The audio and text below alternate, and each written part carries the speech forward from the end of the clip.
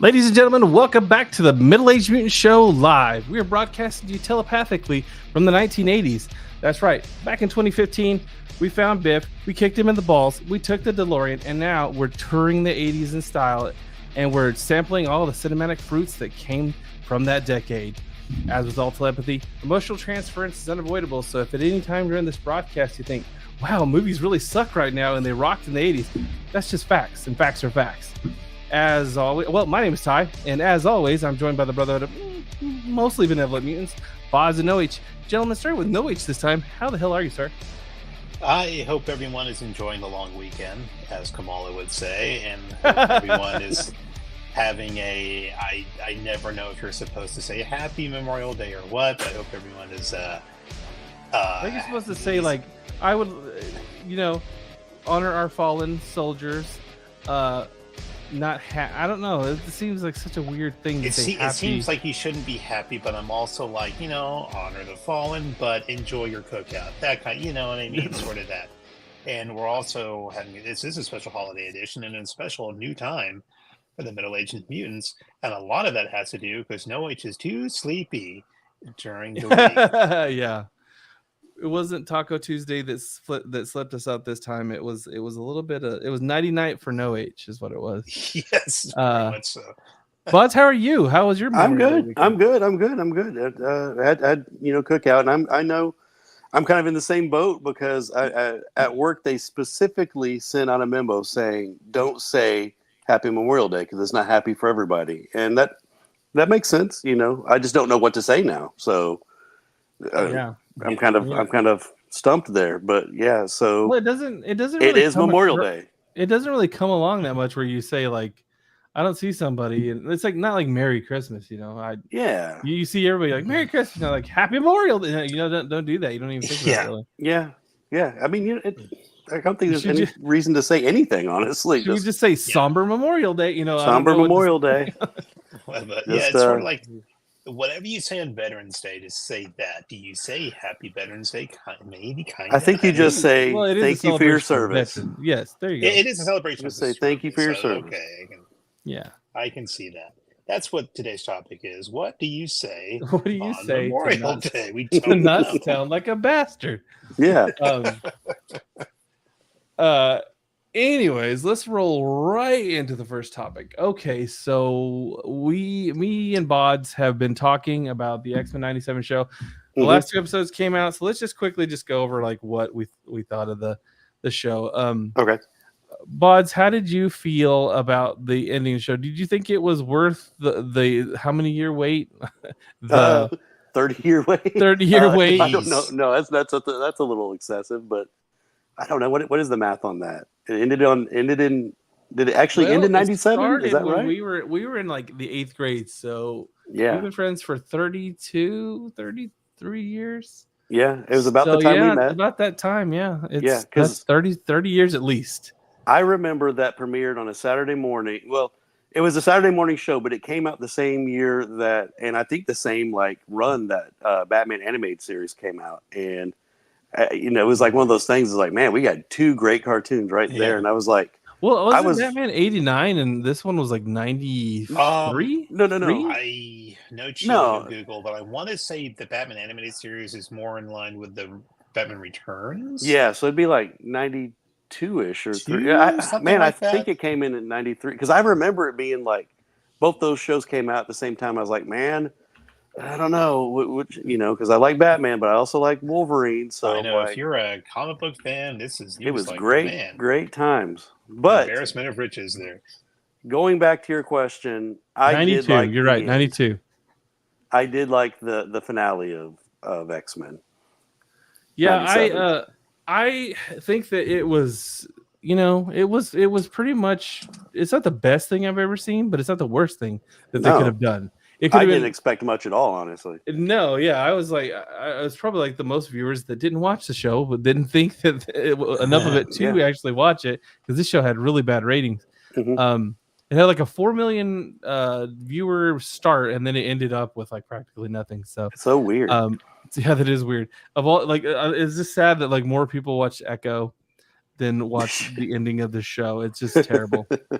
and it's a crying shame. It's not bad, but it is a lot of it is absolutely Bodemayo's fault because he opened his big gap too much before the thing came out. He should just let his. If he would have just let his show speak for itself, I'm guaranteed it would be totally different.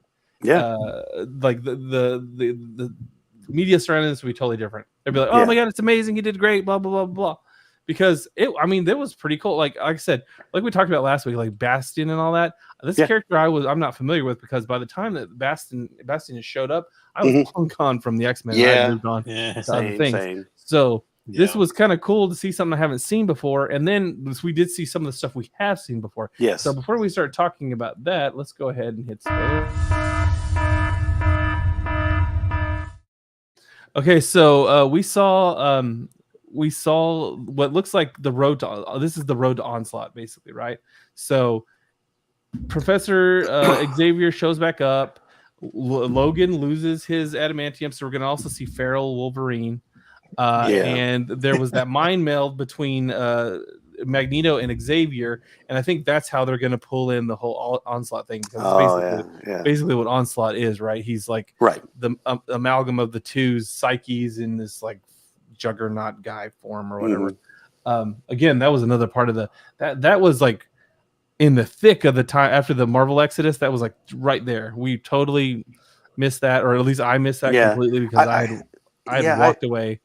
I remember that time period because I think we were in, and this is going to date us a little bit, but we're Middle-Aged Mutants, so that says that. But I think we were in junior college around that time because I remember getting that Feral Wolverine action figure, and he actually had hairy forearms, like real hair forearms, and it was actually a really good figure. No nose, really bad. You were a bandana over his face, like a Ninja Turtle. Yeah, it was a really good figure of a really bad characterization of Wolverine, but figure wise, it was done very well.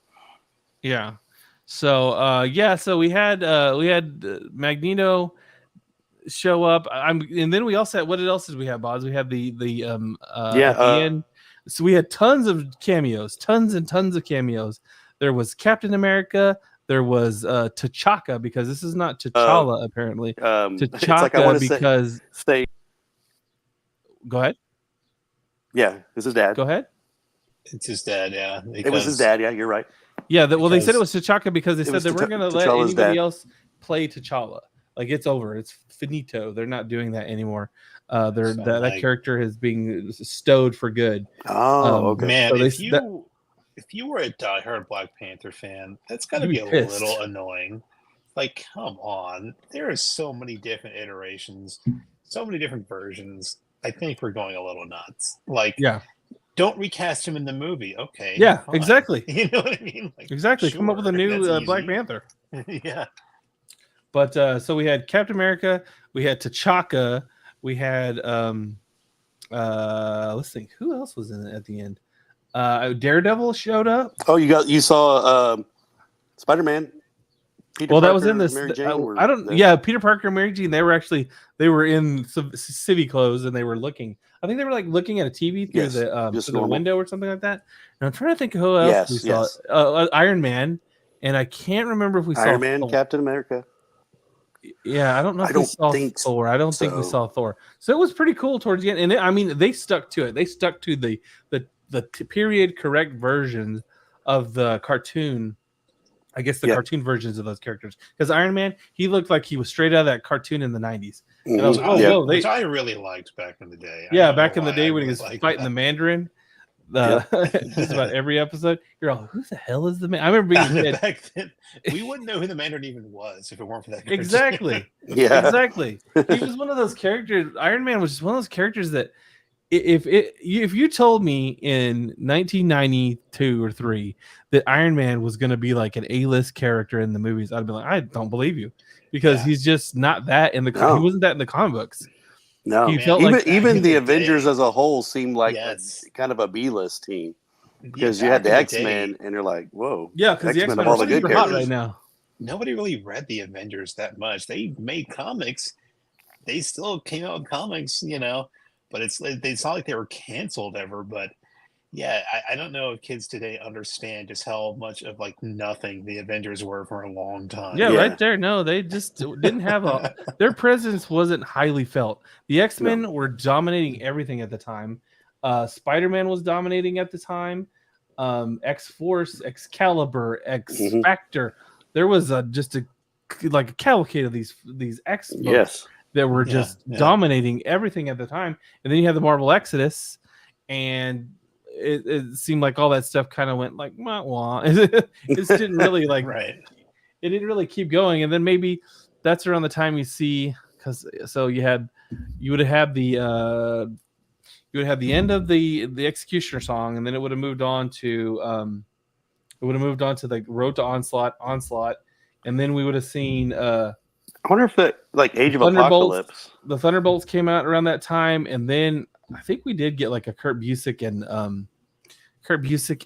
I want to say George Perez were doing like Avengers at that time. It was kind of like a new no, or was that the Reborn? I can never remember that time. It's so weird. Reborn feels like it was a little bit more in 2000. Yeah, I want to say it was like at That the beginning of the was- millennium. That was the result of Onslaught. Something had it. Well, Onslaught, a lot of the characters, the Avengers died in Onslaught. Yeah. That's like when you read Thunderbolts, that's like the first thing you see is like the newscasts are like, oh well, these, and it's like Reed Richards. I'm like, most of the Fantastic Four is dead. A lot of Avengers are dead, and they're like, well, we don't have any heroes, and that's why the Thunderbolts show up, is because they're just villains that are like, well, we could take advantage of this. Let's become heroes. And so that is why that all went on. But yeah, it's just such a straight, because like I said, I'm totally dipped out of Marvel at that time. That's a funny shared phenomenon that I experienced because I didn't know y'all back then.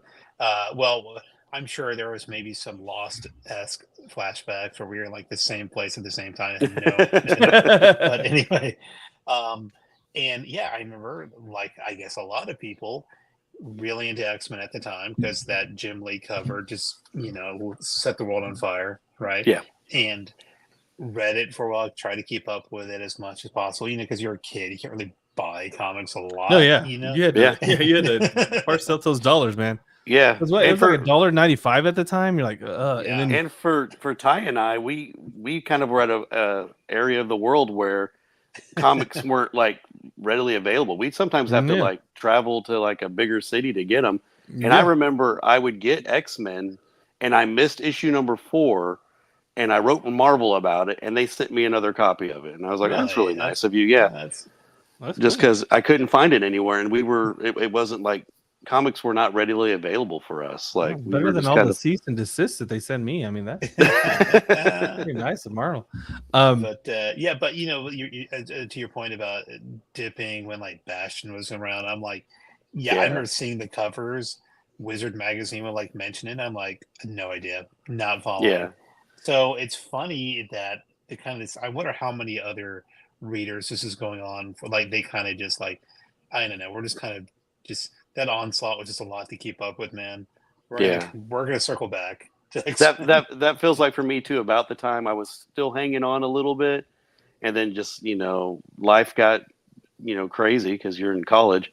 But then I think Ty was more into DC at that time. Yeah. And then I started getting more into DC. Nightwing. Yeah, I started picking up on Nightwing, and then I just like planted myself reading that and Batman. Yeah. And this was kind of there for a while until Chuck Dixon left, and then I was out because I was like, I don't really like this new stuff. So, but yeah, for the most part, this was, I mean, it ended pretty good. I was shocked at, I was the shocked at the morph gay scene that occurred. So, like, I guess the Razor Fist chair flip FU, I was right, is in order right here, because I said it was gay whenever Wolverine wanted to scratch his back. He was asleep. He didn't reciprocate any of those feelings. No. So. I'm not saying that like Wolverine was into it. I'm just saying that you said that people were reading too much into the "let me scratch your back," Logan. I was not reading too much into that. That I could tell. Nobody plays grab ass like that in the shower as men. I'm still gonna be. I'm gonna still be like oblivious. Bodz. We're just like, no. What are you talking about? So I didn't see the episode, but the transcript was Moore said, "I want to scratch your back," which is code for S your D. Is that what he said? And you know what's funny about the Moore thing is, as someone who like just didn't watch this new revival series, I'm like, okay, so Morph was the character who was specifically created to be killed to make the bad guys look like they're credible threats, but you didn't want to kill one of the real X-Men. So you make up a guy, and he ends up being very popular, and he shows up in Age of Apocalypse and all that. Yeah. But to me, I'm still thinking he's the expendable character. So yeah, you can make him gay. Who cares? Yeah. The guy can turn into anything. He's a little rapey gay at a little. I mean, that's what I got from it. I got a really rapey vibe off him. What's interesting about his character was, like, yes, he was made up just to die, but he's based off the old character, the Changeling, from the old X-Men, and he actually looked like that guy when he had a normal human face. Like, he looked like that. And so that character, obviously, they couldn't use Changeling because that was like a name for Beast Boy back in the day. And so when he came in Age of Apocalypse, the character just kind of popped back in there. He became a more popular character in Exiles, and he had that look. Didn't he show up in Exiles? Yeah. Yes, and Exiles is great, by the way. And I know it's on your list. I think. Yeah, it's on my list when Omni comes out. Yeah, when Omni comes out, I'm totally getting that. Yeah, he's very cool in that. What's funny is like the chameleon in the Spider-Man foe. Yes, very like the white similar. head. Yeah, that's what he looks like, chameleon to me. Yeah. And so and you know what's funny you said that, is I remember when Age of Apocalypse came out, I was like, so in like the Age of Apocalypse, chameleon is Morph, and so I was a little confused. Or I thought maybe there was some kind of connection there, but I don't. Maybe there is. He's a scroll. That's it. He's just a scroll. Yeah, there you go. That. Yeah, the big beats of it were pretty good. I like where we're going, although a lot of people say that the Onslaught is not the greatest of stories. But it felt like most of this was fairly faithful, and it just it left me with hope that the series will continue to stick to its comic roots. At least that's what I hope, because it felt like I was more like, oh, this is stuff that I missed, and I'm getting it, and it's not so changed that it's just ridiculous or dumb or whatever. I do think it's weird how Storm's hair constantly changes in this. Like she like off, grows back, and it grows back immediately. There's weird stuff like that. Yeah. I did like the Jean Grey, Cyclops, and Madeline Pryor and Cable arc. Loved I thought it. that was fun. Yeah. Whenever they were like crashing through the mountain, I'm sorry, he was actually blasting through the mountain. They were taking out all the I don't know. Do we want to call these guys do we just call them Bastion Sentinels or what? I almost wanted to call them. I almost wanted to call them Trancers, because this last week I watched Trancers for not the first time, because what it's funny is like I thought I'd never seen that movie, and then I watched the first part. I'm like, oh my god, I saw this when I was a kid. Is that the one with Michael Ironside? No, that's Scanners. That's Scanners. Okay. Trancers has the guy. I don't know his name. Hold on, let me look it up right quick. Just talk amongst yourselves. John Trancer. John Trancer. Detective John Trancer. Trancers. There it is. Okay, so his name is Tim Thomerson. Yeah, Tim Thomerson. Tim Thomerson. He's. I'm trying to think of what else that he's been in. America's Sweetheart, Tim Thomerson. Tim Thomerson. The only movie I can think of him that I've seen him in was that movie Cherry 2000 or whatever. Oh yeah. I remember the name, but I remember the name. I can't remember the movie. Wow, this guy's filmography is not like is not jumping out at me. Holy crap. Hold on one second. Let's see. What else have you been in, Tim Thomerson? He's listening right now, so he's Dead Reckoning, Monica, Saints Row the Third. Well, he's done some voices. Homefront. He's done a lot of video game voices. Samurai Priest, Abandoned. Wow, this is not getting any better. God's Ear, Blood, Left. God Almighty, bro, come on, be in something I've heard of. That's funny when you're going through IMDb and someone's like in something good, and then you kind of start going to modern day stuff, and you're like, uh-oh. This is where your yeah. career That's went like bad right here. Yeah, it's like Mel Gibson. You can track it where it actually. Yeah. Yep. Well, he was on an episode of Ally McBeal. I guess that's getting better. He was Is on it though? Yeah, he's on Xena Warrior Princess. Yeah. He's on oh man, you're not helping yourself here, bro. Dude, I guess the transfer work is what killed his career, because holy crap, it's like Wow. as soon as you start seeing transfer, you start seeing these weird movies that Air America. Oh, right. with Mel Gibson? Yeah, and he plays the character Thug number Babbo. 1. No, Babbo. I don't remember that movie well enough to know who Babbo was. No, I don't either. Capullo. Okay, wow. Cherry 2000 is the only thing that I can never remember. Damn. Oh, he was the dad in Iron Eagle. That's what it was. Yeah. Okay, Tom Thomerson was the dad in Iron Eagle. The whole reason they had to go there to save that dad. Yes. Okay, so like, I forgot even what we were talking about. You were talking about Trancers. And Okay. You never told us what Trancers is Oh, about. yeah. Okay, so Bastian has all these people that like he can like he basically turns them into like zombie sentinels, right? Yeah. Well, that's what the freaking Trancers movie is about. This guy, Tom Thomerson, is trying to get this guy who basically wherever he goes, he makes these weird zombie like people for himself that they'll just do his bidding.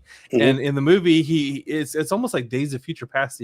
What he does is he sends his consciousness back in time to a descendant of his that allows him to go and kill other people's descendants, so that his crime wave will never be stopped in the future. And Wow. I was like, wow, this is very much like Bastian's little thing, except he didn't go in the past and all that. But so Tim Tebow is able to do this. Tim Tebow, Tim Tebow, yep, he's able to do this. This overall, I would say the only parts that I found to be disappointing in this were that it just kind of it wasn't longer. I think 10 episodes. You could have done like maybe. I think you could have got away with 12 or even I would 15. have liked more. I would have liked more Wolverine, but I get why they're not using it. Yeah, other people have stories too. I get it. Yeah, I would have liked to know more what went down with Bishop in the future. I would have liked to have seen more of that instead of just kind of heard. Well, I know the guy Bodemayo was saying that like having like a watch list of other episodes, and some of those are very important. The one with Bishop and Wolverine and Storm, where they go back in time. These are like on his like go back and watch these episodes. So I'm guessing they're going to play a big part in the second season, because remember, Bishop ends up with Forge and everybody's scattered through time in the future and the past. And I thought that was cool. And also fun fact, the storyline where Jean and Scott go into the future, that's a comic right there. That was like that's the next Omni that I'm getting for the Uncanny X-Men. It comes out in September. Red and Slim, was that the names?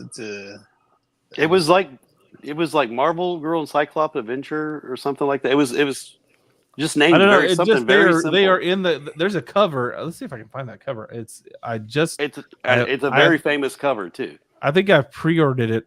I can't talk. Pre-ordered it. Tree graphic novels. Let's see what it looks like. It was spot on. When I saw that, I was like, oh, cool. I'm getting that book in September.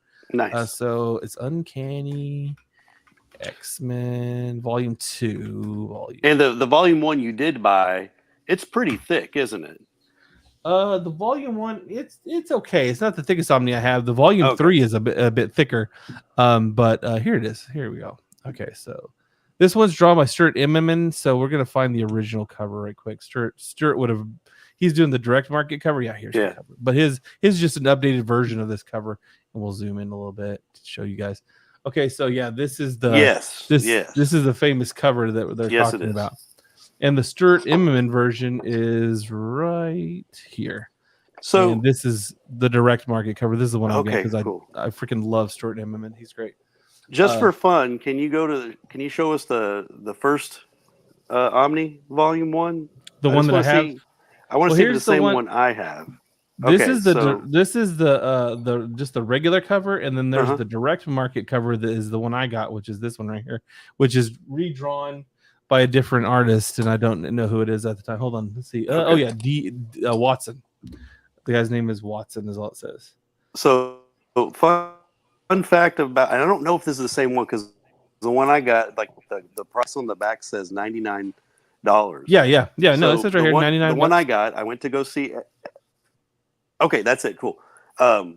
When I got that one, I went to go see X-Men Last Stand. So I was, I'm going to go see X-Men Last Stand, and excited. And it was like one of those, like, and Noe used to go to these with me a lot, where we would go to these advanced screenings. So I went to the advanced screening. They had kind of a big, press release and like little activities and stuff. And so they had a trivia contest at the front, and they asked, what was the first appearance of Wolverine and Colossus? And so, like, I raised my hand, and I was like, and I know the answer they wanted was Giant Size X-Men, but I had to correct them and tell them that Wolverine was in Incredible Hulk 180 and full appearance in 181. And they were all like, yes, because they they wanted Giant Size X-Men. And so they gave me that. So as bad as the movie was, it made up for getting $100. Oh yeah, getting $100 book. Yeah, they're still charging. I mean, you can get it at cheapgraphicnovels.com for like $75, as you can see here. Yeah, but still pricey. Yeah. But that's the thing. Think about it.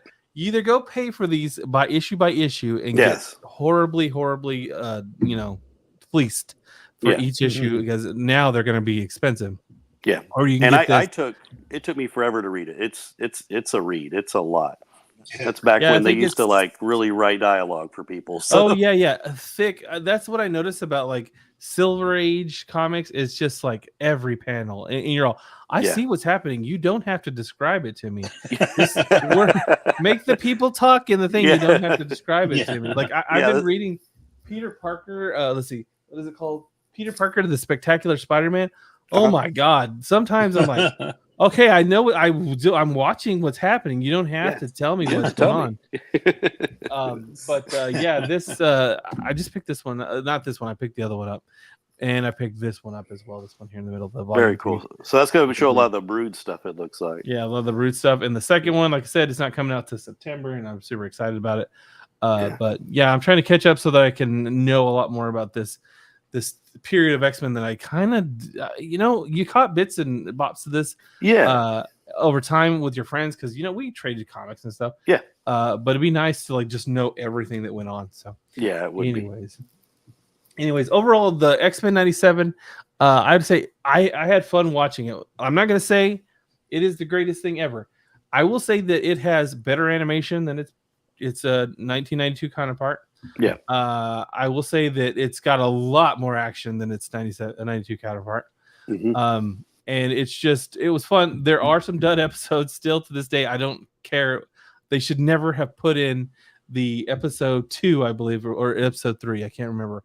Jubilee episode. That should have just been a no-go. The Mojo that wasn't worth putting in there at all. You could have put something else in its place. It was, it's all filler. One horrible drag on the show.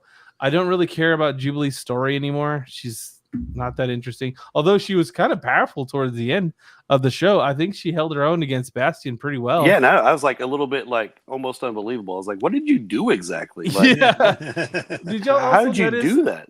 That they really they played fast and loose with like what the X-Men were capable of because they were like, they would be like in the atmosphere falling towards Earth, and you're all okay. Questions. I have lots of questions right now. Okay, why are they not like? Why is blood not coming out of their mouths? Nobody is protecting them from the lack of an atmosphere. And they just like, nah, we don't care. I remember them doing that in the video games, and as a kid, I go, it's a video game. And now I know I can say it's a comic, but this was almost like Leia outside in the space going into the I can't remember which one it is. I can't remember which one it is. I think it's the second one of the new trilogy where she like uses the Force to fly herself from death back in the spaceship. And I'm all questioning Mary Poppins, how come it didn't decompress the entire ship whenever they just opened the door and let her in? And then, how did she not like die instantly? There's a lot of questions I have here. A lot of questions. A lot of questions. Many questions there. I will say, as someone who didn't watch, just sort of on the periphery, I do enjoy, I guess, as much as I can enjoy, but just sort of like a resurgence in popularity for Cyclops. It's obviously haven't read consistently in a long time, And I'm like, Mhm. yeah, it's kind of cool that Cyclops is. Yeah, I mean, he's a stone cold badass in this one. He's like, yeah, he is. They let him do. I don't need a parachute, or I can just Yeah. zip myself around the room with my optic blast. I can shoot through an entire mountain. I mean, he's more powerful than Wolverine in this one. Although the charging of the claws thing, I guess that makes him pretty powerful. Yeah. Which was I don't Sort of know. weird. I don't know if That's true. one step forward. But it really feels like, and I've also been not on the inside of what's going on in Marvel and X-Men recently, but it feels like they've kind of been crapping on Cyclops as it is. So like I think they made him seem like he was bad at one point, and Yeah, I think he was a bad guy in the whole because I cannot bring myself to read that the what is it called, the Krakoa saga. the Krakoa saga. I just cannot bring myself. Same to thing. read it. Same thing with Beast. He's apparently Yeah, a horrible he was a bad guy. and Yeah, for a while. Yeah, So I just can't. don't know. I can't be bothered to read that stuff. I'm going back to the classics because that's where it was good. Claremont, I know the did some Claremont good stuff. word. So And I that's Go ahead. even more of what you and I were reading back in the day. Because remember, they actually had a comic called X-Men Classic, and it would Yeah. reprint the Yeah, issues yeah. with the Claremont stuff. So mhm. we were more familiar with that era as it was while we were reading the Jim Lee. Because Claremont was relaunch of working with X-Men. Lee for like the very first part of that the Jim Lee reboot, and I think after that Jim Lee took over the book completely, which I think that's kind of why X-Men kind of fell out of favor. It just the writing wasn't as good. Mhm. I don't think Jim Lee has the writing chops that Claremont had. Nah. And that's Even though you Claremont's a weeb, he's a weeb. I don't. Every time I read one of his books that has anything to do with Wolverine, I'm like, can we get out of Japan? For the love of God, yes. can we get out of Japan? I don't want to be in Yep. Japan anymore. It's like, oh, Kitty Pryde's in Japan now, and I'm like, why? Why? Oh, going back because you said Kitty Pryde, reminded me of like when Jubilee was good was when she was in Wolverine's comic and she was kind of like the little Yeah. sidekick. Yeah. And I remember they had a lot of. She kind of supplanted Kitty Pryde, though. Did you She realize did. that? Like, That's what it seemed like as I was a kid, and I thought, man, when I grow up, I want to be like Wolverine, just hang out with just teenage girls. And now that seems really wrong. yeah. So, That- but that Wolverine does seem did. really- He did exactly that. Yeah, he It's like did. Kitty Pryde, Jubilee. It's like he's kind of like a father figure constantly to these girls. At and, least that's what he it's tells like- everybody. Yeah, coming into it like after the whole 80s thing, like my first exposure to X-Men was really just like the new quote unquote new, the Jim Lee cover, all Yeah. of that. Yeah. And because I just like, oh, Jubilee is Wolverine's sidekick, and it wasn't until like much later that I was like, she is basically Kitty Pryde, and she kind of has Dazzler's powers. I don't really understand Jubilee. I don't dislike her. It's just sort of just strange. Yeah. But it's my understanding that Jubilee would end up being on some type of team with Dazzler years later. So, But what's funny is there's also Boom Boom, who is That's very right, similar Boom to Boom, Jubilee yeah. too. So she was around at the same time. So it's just sort of like an odd. It's Yeah. just like, what is Yeah, happening? I was thinking that Jubilee was co-created by Jim Lee and Chris Claremont, but it's actually Mark Silvestri that co-created her. really, huh? Yeah, I didn't know that. Interesting. I was wondering about that. I just remember her being in Wolverine, the actual Wolverine run, and she was like his sidekick. And they were like, the time I was really getting into it was when they were going against, remember Albert and LCD. Remember the robot yeah. clone of Wolverine and the little robot girl and stuff. Do you Mhm. remember any of that? Oh, but, yeah. Yeah, that was just crazy time in comics. But that I want to say like that time was like Andy Kubert was drawing it or Adam Kubert. But I just remember that Yeah. Knowing the difference drawing. between those is pretty hard, but even back then. Yeah. I mean, I can tell. Like usually, I can tell, and I can tell the difference. Now they have a young daughter, Kubert. Really? And hers is vastly different. Like I saw her art recently, vastly different. The dad's is very almost like, I don't know. It's very on the Very cusp like of being, shadowy. Buscema-ish. Like Yes. he's using a paintbrush for most of his artwork. You can tell. I'm not saying it looks like Buscema. I'm just saying the style is very close. Yeah. There's Like a lot the of way like, he inked. Yeah. yeah. And the two Kubert brothers, one of them is really tight and one of them is really loose. And I prefer Andy's art over Adam's.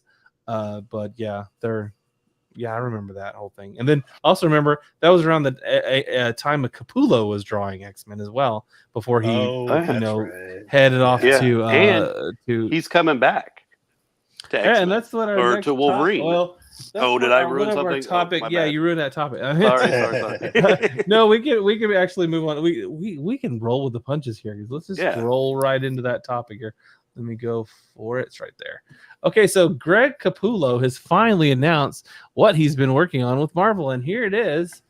It's a comic book called Wolverine Revenge, not Wolverine's Revenge. It's called Wolverine Revenge. The video game. I remember that. And he had shown pieces of this, bits and pieces of this on his Twitter account for a while, and people were thinking for the longest time that he was going to be the new artist for the, because they're doing the whole From Ashes, reboot of the series of all the X-Men X titles.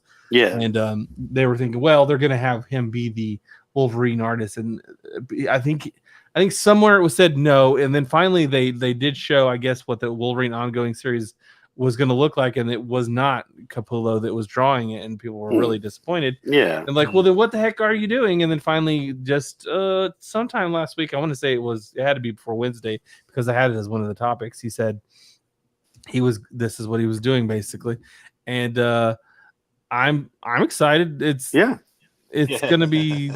I mean, Capullo is one of those weird artists that I remember his old stuff going.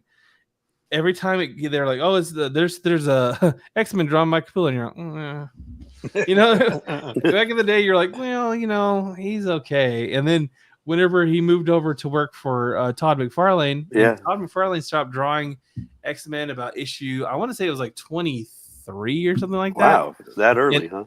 Yeah, and it was a shock whenever they like, okay, the new artist for Spawn is Greg Capullo, and I was like, oh, because his style didn't match like the whole overall like feel of Spawn.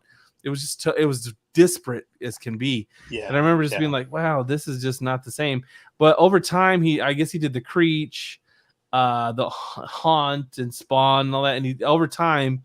He just changed up his style, and now he's landing on this. And this is good. I really dig his stuff now. Yeah, and I mean, I really liked him in Batman. It's funny. Oh yeah, his style in Batman was, in retrospect, I don't remember thinking much of it at the time, but in retrospect now, it's sort of like it was a little more cartoony than you may expect. True, true. But but none of it didn't. It's not like all of it worked. And I will say there's a couple of visual things I like about the cover here. It's definitely like the classic Wolvie costume. That's what I was going to say. I like that. Yeah. And I also like the Revenge. It's the typeface looks a little bit like the Kiss Revenge album. Like a little bit. And well, he's into metal. I don't know if we count that as metal. It was the most metal album they came out with. It happens to be my favorite, but but what I know of him, I'm like, he might have had some fun with that. But if you were to get me interested in reading any Wolverine comic, modern Wolverine comic, that would be the way to do it. I don't really have any strong opinions about Hickman, although I liked his Moon Knight stuff. I remember, but it's so long ago. Well, I was gonna say, when the heck did he do? When did Hickman do Moon Knight? I don't even know that one. And maybe I may be confusing him with someone, so don't quote me on that. Because I know if you're talking about first, if you're talking about like the 2000s era, is that the one where I may be confused? Don't quote me on this, but I could have sworn it was with there was him Huston. And Finch. Huston? No, it's Huston. It was Huston. It was Huston. All right, but I'm still putting on Noah's grave, quoting him on it, epitaph. So I have even less of an opinion about. Not that I think less of him. I just don't have an informed opinion about Hickman. But so I'm sure it's fine. I guess I don't know. Yeah. But I'm with Art you. Adams this is still the wow, dude. Art Adams is amazing. Yeah. I'm still with you. This is something that will get me into like reading Wolverine again. This is piqued my interest. The Wolverine solo comics, I remember always being good. Yeah, I couldn't be bothered to read an X-Men comic, but the Wolverine comics, okay.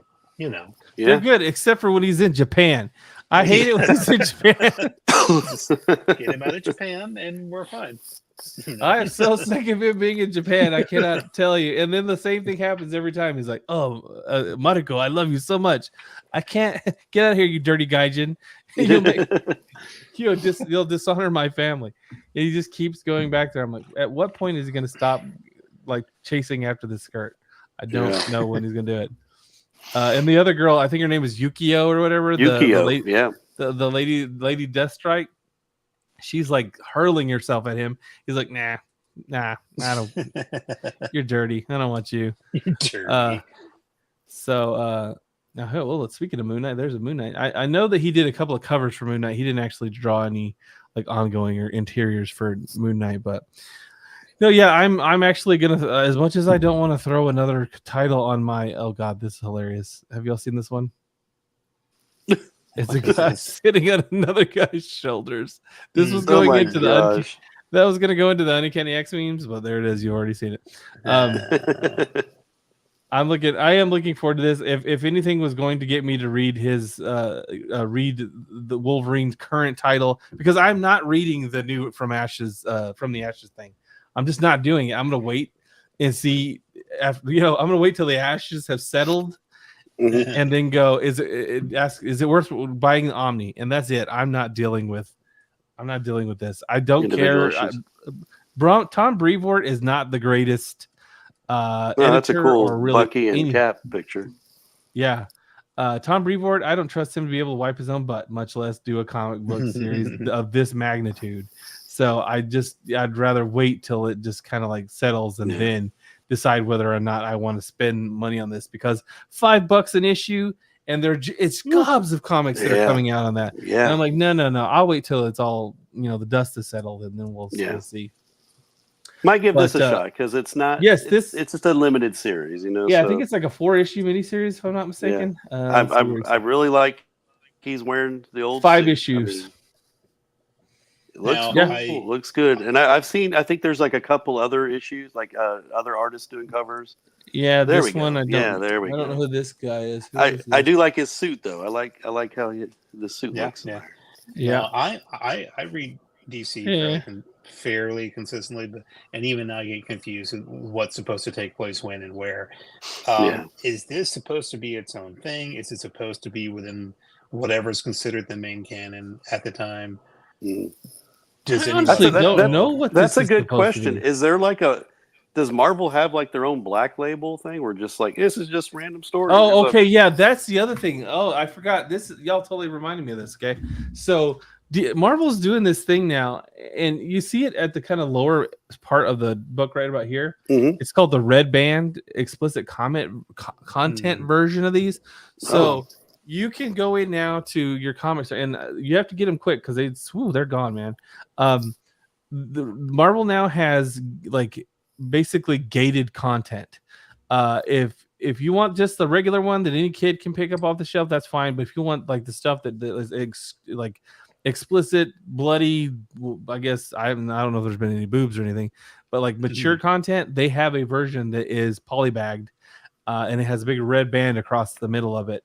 There's only been one other one that I think that has come out yet, and it was that recent series they did called Blood Hunt. And this is the next one that I've heard of. This is the Wolverine Revenge is going to get a red band version. Now, I'm pretty sure that's going to be the hard one to get. And I know a lot of people are kind of pissed about that they're like, no, you should not have gated content. And I'm like, it is what it is, dude. Marvel's got to get people to buy their issues in person somehow. Because you go to the comic shop these days and it is like there's like the same 5 guys there all the time. It's not like he's not drawing in new customers like crazy. So you got to do something. You either start a new universe or you gate content or you make like explicit content that you have to pay extra money for, or it just get in your butt in the shop to get. That is pretty. And so is this. And this is if you want the print. I'm assuming you can still get it digitally, right? Yeah, I'm pretty sure you can still get it digitally. I don't know how the explicit content is going to work digitally, but I know that there are 2 versions of this book on the shelf. There's one that's polybagged called the Red Band version, and then there's the regular version. And now, all I know is I'm going to feel bad about opening the polybag version, just like I felt bad about opening like all the Executioner saga because it was all polybagged. Yes, they all were polybagged. That was always like. I bought some of them. I bought 2 of at the time because it's kind of remember when Superman died and they were polybagging the crap out of everything. I remember buying 2 of everything because I'm like, well, I'm keeping this one, and you're like, wow, this is what kind of worthless now, you know? I know it's so many mass produced. They're selling them like crazy. It's like it's like Spawn #1. You're like, wow, this is awesome. And you're all, no, it's not worth the paper it's printed on. So I will be getting a red bag version. Will I be getting 2? Probably not, because that's $10. $10 for you're paying $5.99 and no, sorry. I mean $12. But you're paying $5.99 an issue now, I think. Yeah, it was a lot easier back then. Yeah, a lot easier. But anyways, I'm super excited. I've seen some of the other pages. I was looking through his Twitter feed right now. I couldn't see the other ones. But it's Capullo. There is a guy though. Whenever if you go back and you read like the beginning of the Percy, I think it's Percy Benjamin part of the when they rebooted the X-Men, rebooted the Wolverine series. There's a guy that draws. I swore to God that it was. At first, I was like, "This is Capullo," but like weirdly not. It's like I know what you're talking about, I can't remember his name. It looks so close. It can fool you if you don't think about it. And I was like, "Wow, this guy draws almost exactly like Capullo." It's kind of like a lot of people. I don't know if anybody else thinks this, but if you look at Nick Bradshaw's art, you remember Nick Bradshaw, right? Bodz? Yep. If you look at Nick Bradshaw's current art and set it right next to Art Adams, there's times when I can't tell the difference. They are so close in style. It is amazing. It's just like when you look at now John De La Torre and John Buscema, I think is how you say it. Steve Buscemi is how you say it. When you see them right next to each other, like, holy crap, those are like so close. So close together. But I'm excited. I'm excited for this. I'm gonna pick it up. It's probably the only thing other than Ultimate Spider-Man that I'm also picking up, and I think I'm getting the Energon stuff as well. Yeah, and that is really all that I'm picking up right now.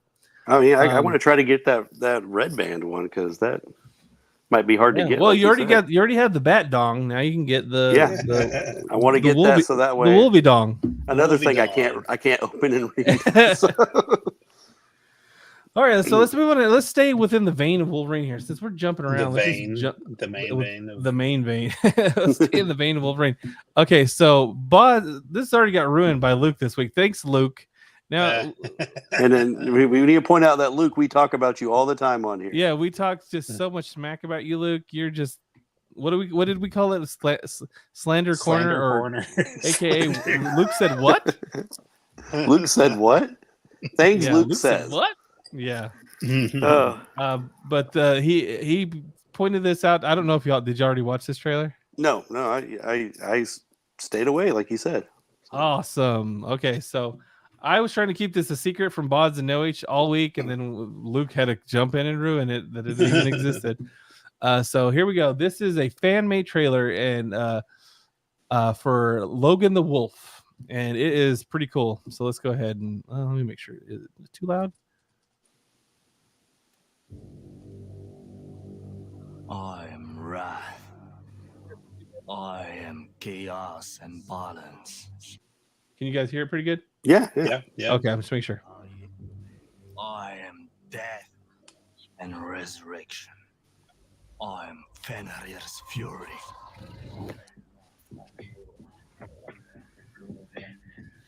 So I'm also starting a metal band. He was the one that took the dwarves to the Lonely Mountains, wasn't it? The Misty Mountains. I don't know if he's doing a haka here or what's this. I don't think that the Norsemen did this kind of stuff.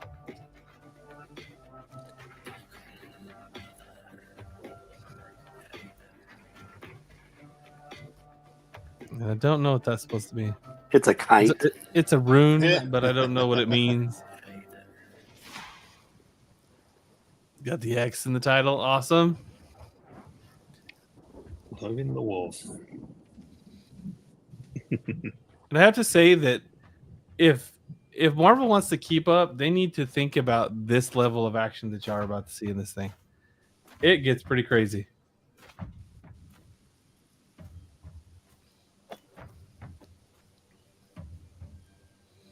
I've been waiting for you. Should I run instead? I don't run away from miserable creatures. I've heard a lot about you. Stories are told about a ferocious war that butchers women and children, and even slaughtered 20 of Gunnar's men alone. Lies! Nothing more than fairy tales to scare little kids. Lord Ota put a bounty on your head. That's the Hound because he has half his face burned. Yes. Say about Yeah. you or what you've done. We are here for the money. So he's clearly an X-Men in the background. He's got the Yeah, X on his shield. he's right there. Yeah. Mhm.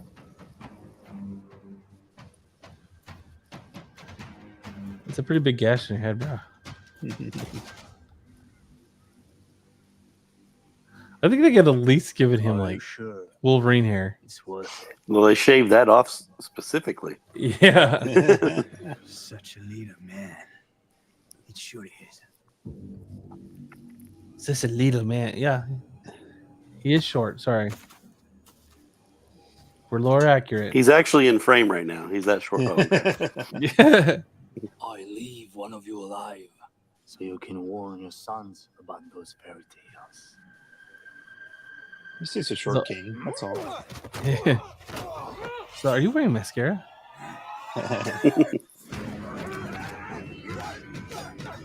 Now, at first, when I was watching this first time, I was like, "Wow, I'm really disappointed. What's going on here? Where's the? Yeah. Where's his claws? Where's his It's glove? like what is this? Is this? Ow!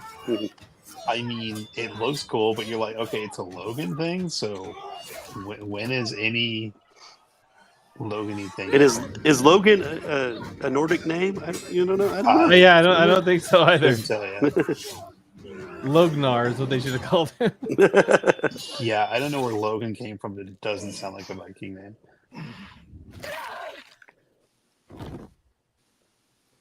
Well, done. Well, there you go. So much for that. Take the body.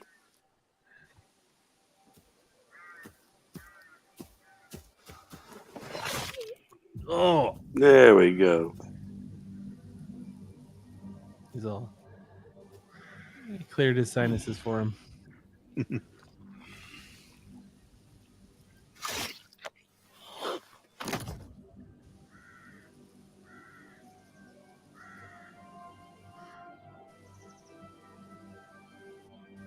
So are they bone? Yeah, I was going to ask you. No, they're metal, but they're not adamantium. You'll see what I mean later. Ow! Dude, I'd be such a baby about that constantly. I would never pop my balls. Owie.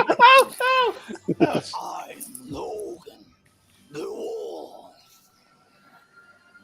Wolverine. is what- Farine, yeah. Farine, you gotta finish that. The wolf. I guess they would have to be metal because their axes and stuff would just slice. Yeah, right through that's the true. cloth. But how did this happen? How did it get melded onto him? Well, Maybe they say? he's- oh god, my guts. He's no, they don't say. This is a small, short fan film. They don't go into any of this. Ow. Oh, he gave her another piercing. I mean, I guess if you're saying he's a mutant, then why not? Because for years, we fans, we just accepted he has metal claws Yeah. and Yeah. metal skeleton.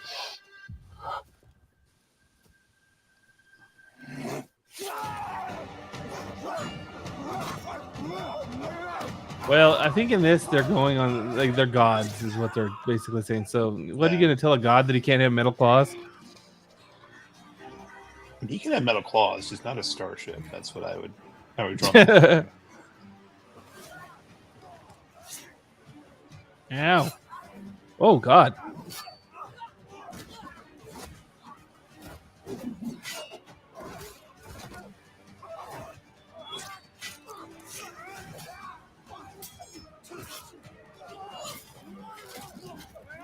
See, he Kinda broke his reminds claws me- there. It broke him? Yeah, he chopped him off. So they're not made of adamantium, clearly. Do they grow back? Can he regenerate metal? No, so many questions. This reminds me of the Apple Oh gosh. Plus C. I see he grew him back right there. Oh, for Pete's sake. He did grow him back? Yeah, he grew. Both of them were grown back.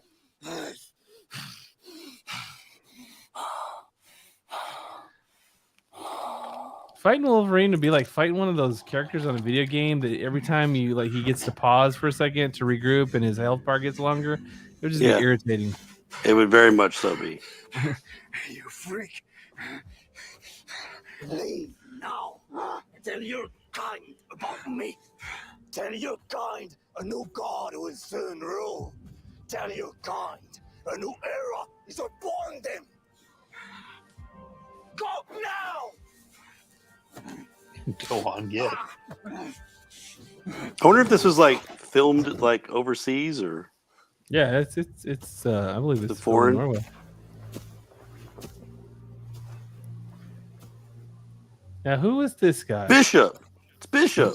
That's what I thought too when I first saw it. Impressive.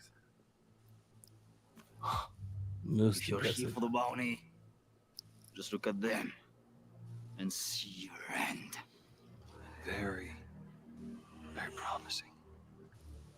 I've been watching you. You have something unique. That brings my attention. Is the eye supposed to be like a cable thing? I want you to join me. Or is he thought so, too. Cyclops because he's got one eye? No There was- Probably, I yeah. think they were trying to trick you here. What would I be doing with you? You know, we're not so different, you and I. We share the same aversion, repugnance for those animals. If we gather, I don't need you. Just go home while you still can.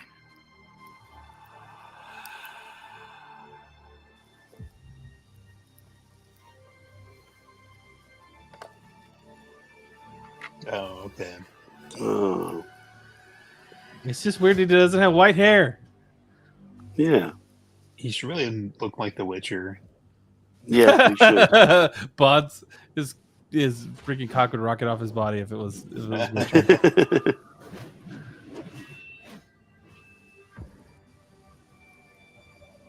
see, I'm just like you. A god. He's like, no, I have claws. Like, where are your Instead, claws? Humans call us Yeah. monsters. They fear us. They want us extinct. And trust me, they'll keep hunting us down and slaughter the ones we love until all our heads onto their spikes. But we're about to change that. Death I can isn't my concern. Magnus, I can believe. Last warning. Just control your metal. I know. Did He you was not- like, did you not see what I'm doing? See what I thought I you guess, how much would he understand magnetism? You probably just think Yeah. No, I don't think they understand magnetism at all. You're going to die like the rest of them. Show me.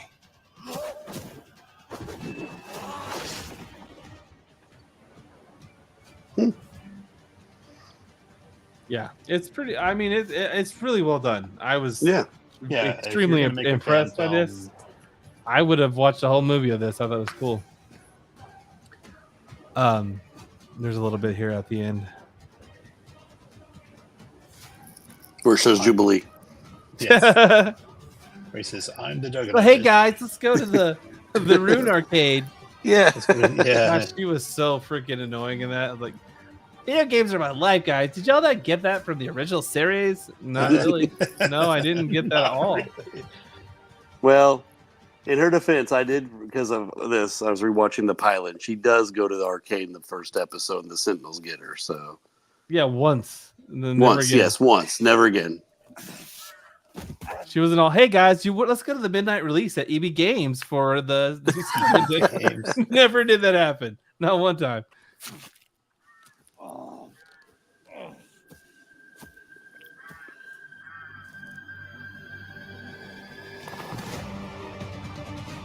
So, anyways, that's Logan the Wolf, which I thought was really cool.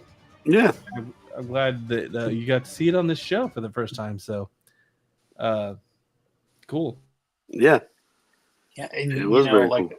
if you are going to make a fan film, do it well. You know what I mean? Like, because that's a lot of time and effort, a lot of weekends, and Oh yeah. and Well, y'all Yeah. remember the fan films of like our era that were like kind of 90-ish, 90 like late 90s. Remember Troops? Where it was, you don't remember Troops where it was like Star Wars, but it was like cops. Oh yes, I do remember vaguely that. familiar. Wow, yeah, Yeah, Troops. It was like it even had like the Bad Boys music at the beginning. Of yeah, it. yes, I do remember that. Yeah, that kind of stuff is what we got at the time. That was that was as fancy as it ever was Troops. I can't think of anything else where I would be like, oh, that was great. No, that Troops was probably the pinnacle of that. But no, really cool. Go ahead and check it out in Utah. The guy whose site is Godfrey Reichwert. I'm probably butchering your name, sir. So here, let me see if I can zoom in on it for you. Right there, Godfrey I guess it's Reichwert. So, anyways, yeah. Well, all I know is that they can't call him Wolverine because there's probably no Wolverines wherever these Vikings were. Yeah, yeah. It's probably also so you don't get sued.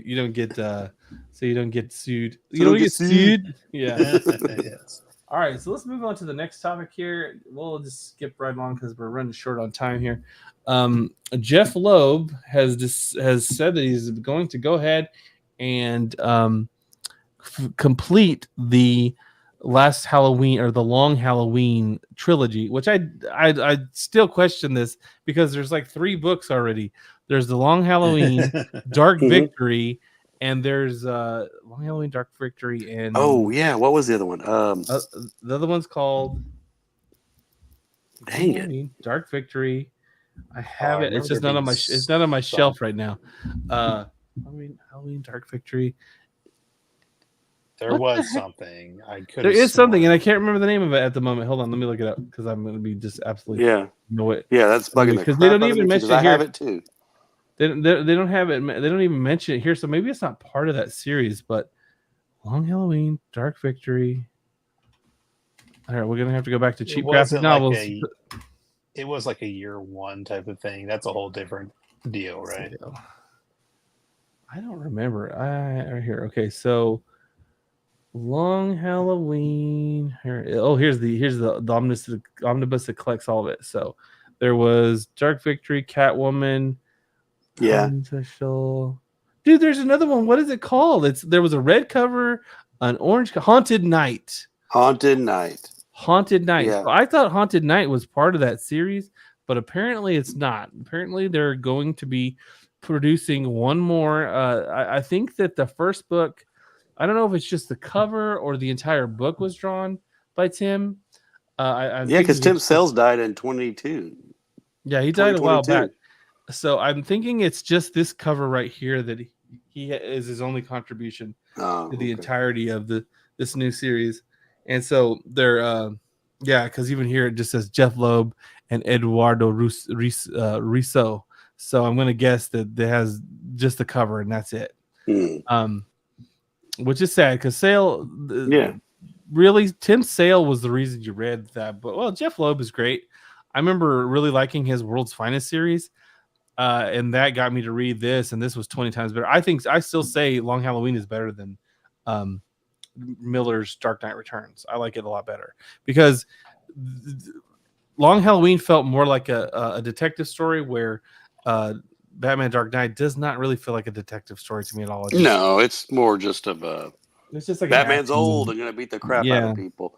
But yeah, no, that was first time I read it, I was so amazed. Like I didn't know who the killer was, so like I was like invested in it. Like I was very much so. Like you'll never get that back. You know it now, but you can't ever read it again and just like go through it and just experience like what really good storyline they put together. It was a good mystery. It was good, and I like how every holiday was a different character. I mean, it was Yeah. like, Yeah. this one's So Joker, cool. this one's And you would expect Calendar Man to be a bigger presence in this thing. Not like, unless I'm just completely misremembering. So I remember he was there. it was like a but- Silence of the Lambs kind of thing, where like Batman immediately thought of him, and he shows up to talk to him, and he's like, "Well, I didn't really have anything to do with this one." Yeah. You would think, you know. But just think about how much this had an influence on like the Christopher Nolan Batman movies and stuff, because like it very much was like this is Harvey Dent's story, you know. Mm-hmm. Yeah. So I'm looking forward to this. I think it said that it's going to be a 10-issue series, which is great. I believe that the Long Halloween was the same way. I really think that you shouldn't call it the Bat. I really think that they should stray away from saying Batman the Long Halloween, the Last Halloween. How about you just call it Batman the Last Halloween? Yeah, that's a little mouthful there. It's kind of too much like Batman Arkham. Like everything is Arkham. Yeah. Just get rid of the Arkham part. You didn't need to keep that going. You know what it makes me think of? It's like, as much as we all love these films, it kind of makes me think I don't like repeating words and titles or things like that. It's sort of like Lord of the Rings, the Fellowship of the Ring. I mean, we get it. It's a ring. We get it. They could have just called it the Fellowship. Batman, Long Halloween, the Last Halloween, a Batman story. Batman saga. But the people that are going to be involved with this, obviously, it's going to be Jeph Loeb, and then there's also going to be artists Eduardo Risso, Klaus Janson, and Mark Chiarello. And I like Klaus Janson. The only one I know is Klaus Janson, and I still Klaus. I like whenever I liked his Marvel stuff. Mm-hmm. I've seen a lot. His Batman stuff is okay. Well, I feel like because when he did the Dark Knight Returns stuff, like he really tries to like. Well, he was inking it. He didn't draw it.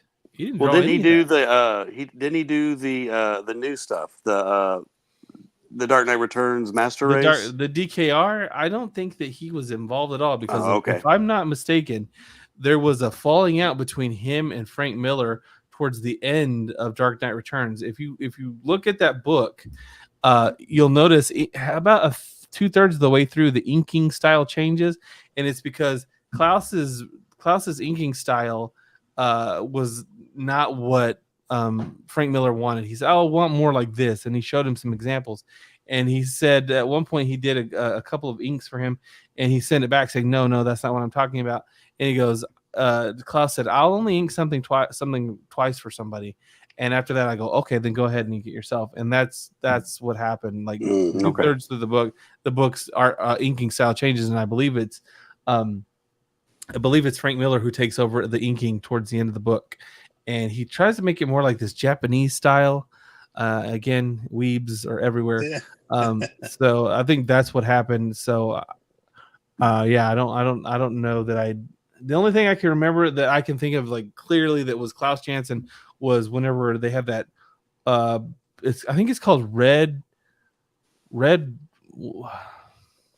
It was a Marvel book, and it was Captain America and the Punisher, and it was called like Blood and Glory or something like that. That sounds very familiar. Red, White, and Glory. I can't remember what it was. Oh, but that's like that's the last book that I can like go, okay, Klaus drew that entire thing.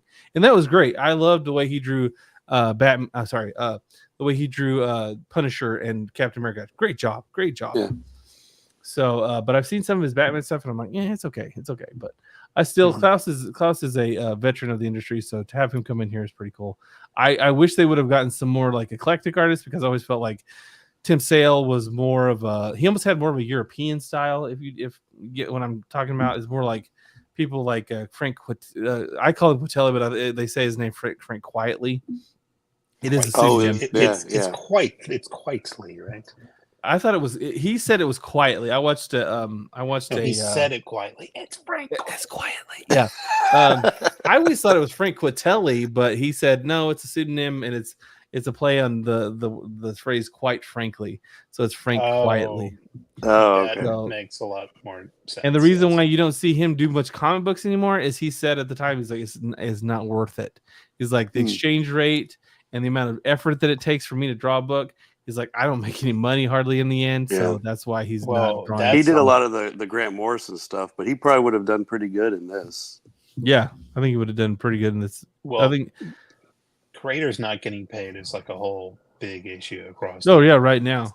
The entire. I think that you could have got Jay Lee. Jay Lee's style is really like eclectic now. It's very like, I mean, his style has completely changed from the '90s.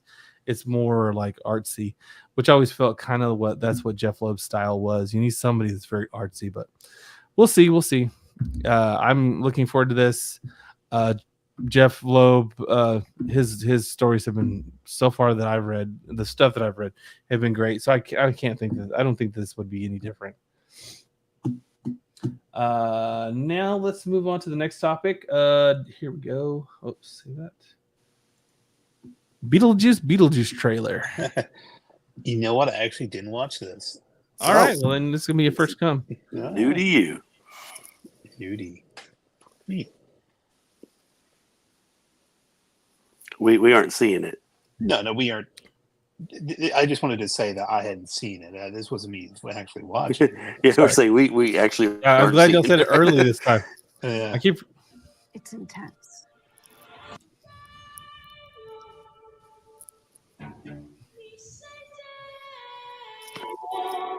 Did the pedo die?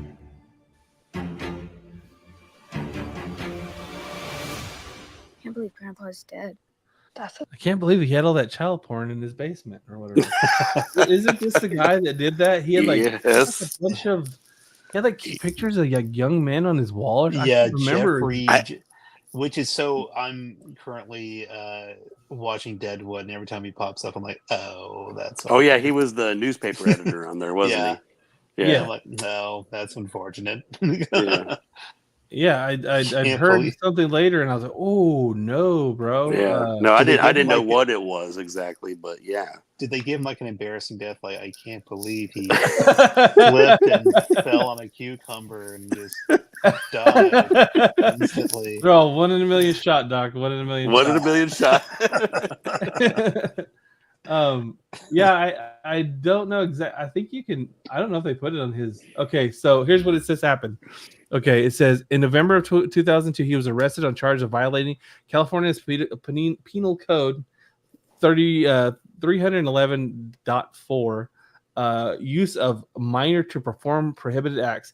He subsequently pled no contest to charge of inducing a 14-year-old boy to pose for a sexually explicit photo and was sentenced to 5 years probation and had to register himself as a sex offender and undergo counseling. So, yeah, that's horrible. So that's why he was after Ferris Bueller so hard. Yes. That is awful. But anyways, Grandpa's dead. Yeah, sometimes I think life is harder. She's probably trans. What's funny is like I expect her to be more gothed out being Wednesday and all, but she's I know, kind of a she normal was- girl. Like the reason she was cast. Hey, there's The Office. World's Best Hey, Boss what's Cup. best boss, yeah. Yeah, there you go. A trickster demon terrorized our entire family. Okay, my wife and I had a discussion about this. She says a trickster demon. I was under the impression that he is a ghost, just like I'm the ghost with the most. Yeah, Gina Davis and Alec Baldwin. He died. He used to work for Juno, so that means he's a suicide. And so that's why he was an afterlife helper to Juno. So I don't get where they're saying now he's a demon. I don't understand that. Yeah. And tried to force me to marry him. Like, stick to your lore, people. Remember your own damn lore, Tim Burton. Why Yeah. is it I hard? believed he was gone forever until you found this in the attic. Ew. Oh God, what does it say right there? Let's see. Oh, come on. Who's Beetlejuice? I just want to see it. It had like Beetlejuice like splayed out. Who's Beetlejuice? Oh my God. Beetlejuice spread eagle. There we go. Looking for a love connection? Okay, so it's just basically saying, like, say Beetlejuice. Okay. Ew. Who's Beetlejuice? Don't ever say that name. Beetlejuice. Slap her face. No, Astrid, I'm serious. If you say his name 3 times, he will appear. Why am I just now telling you? Beetlejuice. The juice is loose. We'll give it up to Lydia for keeping the same hairstyle for So happy. 30 years, Yeah. 40 years. I don't know. And Michael Keaton staying fit and in shape at like 7. Yeah. There's like a guy. Do you see this? I'm Yeah. hoping. I will say there's a disappointment having this, but right here, this still looks like pretty much what is it called? Practical effects so far. Oh, that means the mom died. Uh-oh. The dead. Can they coexist? Yay. That guy's Yeah, in it. that guy. That's what we're here to find out. Is that Danny DeVito. That was Danny DeVito. He plays the plane. There you go. Well, it's so. You see the flashes of him. Yeah. Where's Beetlejuice? Where's Beetlejuice? See, okay, is that a practical effect? It kind of looks like it. Well, that's not. I mean, It's meant to look like it. It kind of looks like a practical effect. it looks like the old Pee Wee Herman, like Pee Wee's Big Adventure effects. So possibly whatever they did back then. It could be CGI meant to simulate it. Feel free to express yourselves. Don't be afraid. You're a figment of my imagination. Really? Is this a figment of your imagination? See, I just don't know. A lot of this stuff looks CG, but they said that they were going to try to stick to practical effects. A lot of it looks bad, though. I will say that, like his eyeballs popping out and stuff, that doesn't look great. It just looks kind of like silly. Well, I mean, it's meant to simulate and recreate and emulate the original style of the first film, which, there's effort there. Yeah. I think like a lot of things, this is going to sound really snooty and snobby, but sometimes things look a little too new.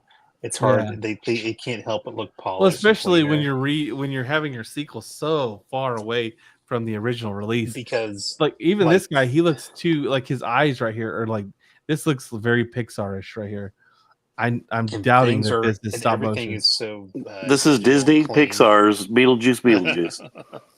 And the only other thing, I think they have the most clever title of any sequel. Yes. This is such a nitpicky thing. I know there's some type of history behind it or some type of homage, but the 2024 AD, I feel is so unnecessary. I think there was some old Dracula movie that had that or something. I'm like, that's fine, but you didn't. That to me screams like there was a board of executives thinking people aren't going to know. No, people are going to know, dude. Are you kidding me? People got it. We all immediately got it. Why ruin it? You had like the perfect sequel title, and then you add this little 2024 AD. And I'm like, at first I thought marketing thing, not part of the real title, but I think it's like I think if you were to like go buy a ticket, like one ticket for Beetlejuice 2024 AD, please. I'm like, it sounds so ridiculous. I like to think that's what's going to happen, but they're also going to be playing the first Beetlejuice, and they're going to be they give you the wrong ticket. They're all, you should have said 2024 AD. How are we thought you supposed to know? Repeated yourself. That's just your fault at this point. It's your fault. Yeah, but yeah, it looks good. I mean, so far, I mean, I don't really like this guy. Justin okay. Theroux, he's all right. I mean, I don't really know him much stuff. He became a serious kind of like kind of pussy after the whole what was it? The movie he made that was awesome. Tropic Thunder. He did Tropic Thunder? Yes, he did Tropic Thunder. Oh. And he totally and completely bitched out at the last minute. He's like, I wrote some really horrific, insensitive jokes. I'm like, are you serious, bro? You got what's his name? RJ, what is it? Oh God, Jr. Robert Downey Jr. Yeah, I was gonna say RDJ. Oh, Robert Downey Jr. You got him to do blackface. That's hilarious. You could have ruined his career, but you got him to do it. It was so funny. He just got it back, and he was willing to do this. Yeah, dude, that's balls right there. They're all, you want to do blackface? So, sure, why not? Can't be any worse than prison, That was crazy. I don't know. Yeah. I don't But know. in this movie, I sort of instantly am just kind of turned off by Jenna Ortega's presence. I don't know what it is. It Yeah, shouldn't she's an matter. it girl. I don't think she should be in this It movie. screams flavor of the month. It girl. Well, and that's the thing is that's what I was saying earlier. Is like she's not like Wednesdayed out. You think they would make her like Yeah, seem And if like her daughter? this is but her she's just dad. a regular girl. If this is her dad, how do you get Jenna Ortega from this? That is like, Justin Ortega. Yeah, Yeah, that's a good question on. I don't know how you get to that. I don't know. Yeah. Maybe just me. Anyways, Beetlejuice, September 6th is when it came. Oh, we didn't get to see the very last part. I'm sorry. No, September awesome. 6th. Not too far away. It's gonna be cool. Nope. Yeah, Hopefully. I hope so. Let's move on to the next topic here. Now, you guys aren't too in the know in the whole Warhammer universe, and neither am I really, to be honest. I know some I things. know. I only know what I know due to watching Fandom Pulse videos. John Del, whatever his name is, I should John Del know. Rose, yeah. Yes. I enjoy watching his videos on YouTube, and that's the only reason I know anything about what's going on with Warhammer. I know our friend Justin let me painted some of his little figures. Justin Thoreau. Justin He Thoreau. let you paint the figure. Yeah. The only thing that I actually like of Warhammer, just to be honest, is the Space Marines video game that came out I want to say it came out in 2012. It's a long time ago. Well, the sequel is coming out by by the same studio that published the Evil Dead the game, the one that we just played recently. Oh. Okay, it's not the same developer. It's just the same publisher. Okay, so it's not the same. They published for I can't remember. I think it was called Mini Boss Studio or whatever the hell that was called. Oh, speaking of that, I gotta tell you, Bodz, how we were talking about the Arkham series done by Rocksteady. Okay, so. Right. I told you the reason why that game probably sucks so bad is because most of the DNA from Rocksteady leaked out of that place ages ago. Well, apparently there is a new a studio called Atomic Arcade, and my dogs are barking. Sorry, Atomic Arcade, and that is where all the talent from Rocksteady went to, and they are making they're making a game based on Snake Eyes with the same kind of Metroidvania with free flow combat style for Snake Eyes. Awesome. And I was like, ooh, that sounds flipping awesome. Yeah. Apparently they got picked up by Hasbro Toys, and now they're working on G.I. Joe properties. So we might get a really good G.I. Joe game soon. That'd be cool. That is cool. I remember an old Nintendo game where you played as a few of the characters as a side scroller, and Snake Eyes was there as much as you could be in He's in the new Wrath of Cobra game it's like a side scroller beat 'em up. He's in that, but that's that's kind of what is it called, Shredder's Revenge. Yeah, is the closest thing to it. So let's go ahead and watch this trailer. Cool. We kill it. We break the synaptic connection. They'd scatter like rats. And if you're wrong, if it's not there, I cannot afford to throw men after a hunch. Give me 2 squads, 3 Space Marines. That's all I can spare. Brief them immediately. Approaching drones. Talassa, we are almost there. What is your status? Drop complete. Moving to objective. Acknowledged.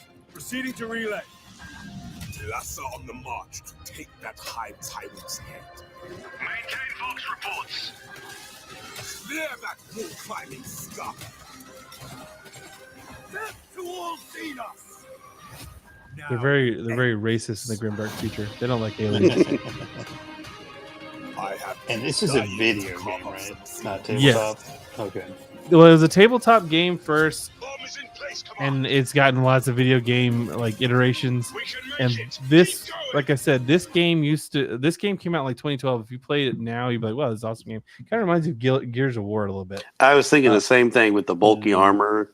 Yeah, it kind of reminded me of Gears of War at the time, but I like this far more than this game. I've played it 2 times recently, and I'm like, oh, this game's still awesome. It holds up. Gears of War doesn't really hold up for me. I just don't like it. Yeah. But this game I liked.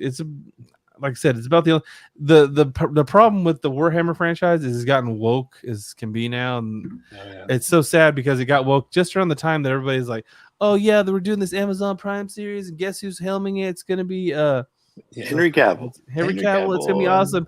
And then like they took the wind out of his sails by saying, well, there's you can have these things called female custodes, and then the fandom went crazy and they're super pissed off about that. But I just think if they would just leave it lore accurate, it would let everybody just have their own like space, basically. Let us have our thing, and we just have our thing. Warhammer been out for like years and years. Like how long has Warhammer been out? I don't know when it was introduced, but it's pretty old. It's not as old as Mech Warrior, but it's pretty old. Let's see. When did I don't know, because I read a lot of audiobooks, and I'm constantly seeing like tons and tons of stuff. There is tons Warhammer stories. So Warhammer hit the scene in 1983. Wow. I was going to say mid 90s, but yeah, that's it's pretty old franchise.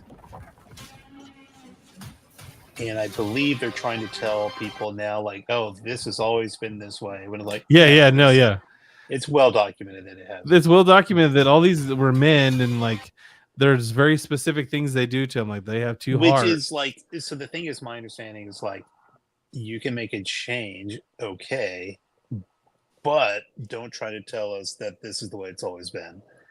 And well, don't tell us that a series that's about like destroying all chaos, basically, and anything that lacks order, destroying it in the name of the Emperor, is now all inclusive and like everybody's welcome. Everybody's opinion's welcome. No, these people are very rigid in their beliefs, and they're fighting for what their dead Emperor has told them to do. So I just don't get this. Like all of a sudden, this is not a universe that had a lot of flex in it. If you'd have said they were all like flouncy and guys, like love is love and all this shit from the beginning, I can see you coming in and saying something. But these guys are like, oh, all aliens must die. Only the Imperium can exist. Blah blah blah. You can't tell me that these guys are accepting of all lifestyles and stuff. It's just stupid.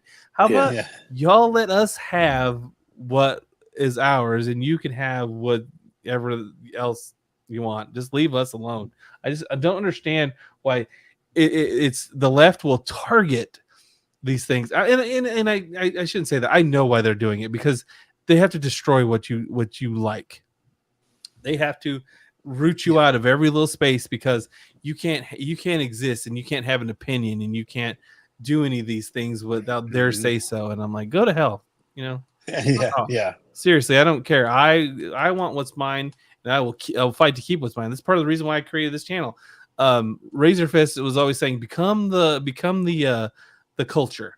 And he's like, we need people to go out there and become the culture. And so I went out and said, you know what? I want to talk about these things and say whatever the hell I want and criticize whatever the hell I want. And I'm criticizing these people for coming into a space that was already somebody else's and saying, well, it's always been this way, guys. Didn't you know? And I'm like, no, you're just trying to wiggle your way inside this thing and wear it like a skin suit so that it's unrecognizable, and these people hate it, and it's destroyed. And then because it's like when you have a little sister and she always wants to do what you want to do, and you're like, get the flip out of my life, let me have what's mine. It just irritates me to death. But this is like the one game that I actually like from the series. The lights will guide us, brothers. Well, I like customizing things, so yeah. This game, the multiplayer on it was pretty fun, and the fact that now there's a PvE part to it, because there wasn't previously. It was just you fighting against Chaos Marines, and it's just co-op. It was versus. It was all like multiplayer versus. This right here is more like a see, this right here, they're switching into the multiplayer PvP mode right here. Okay. This is a Chaos Marine, and so half of the team would play Chaos Marine, half of the team would be like the Primaris Space Marine. Okay.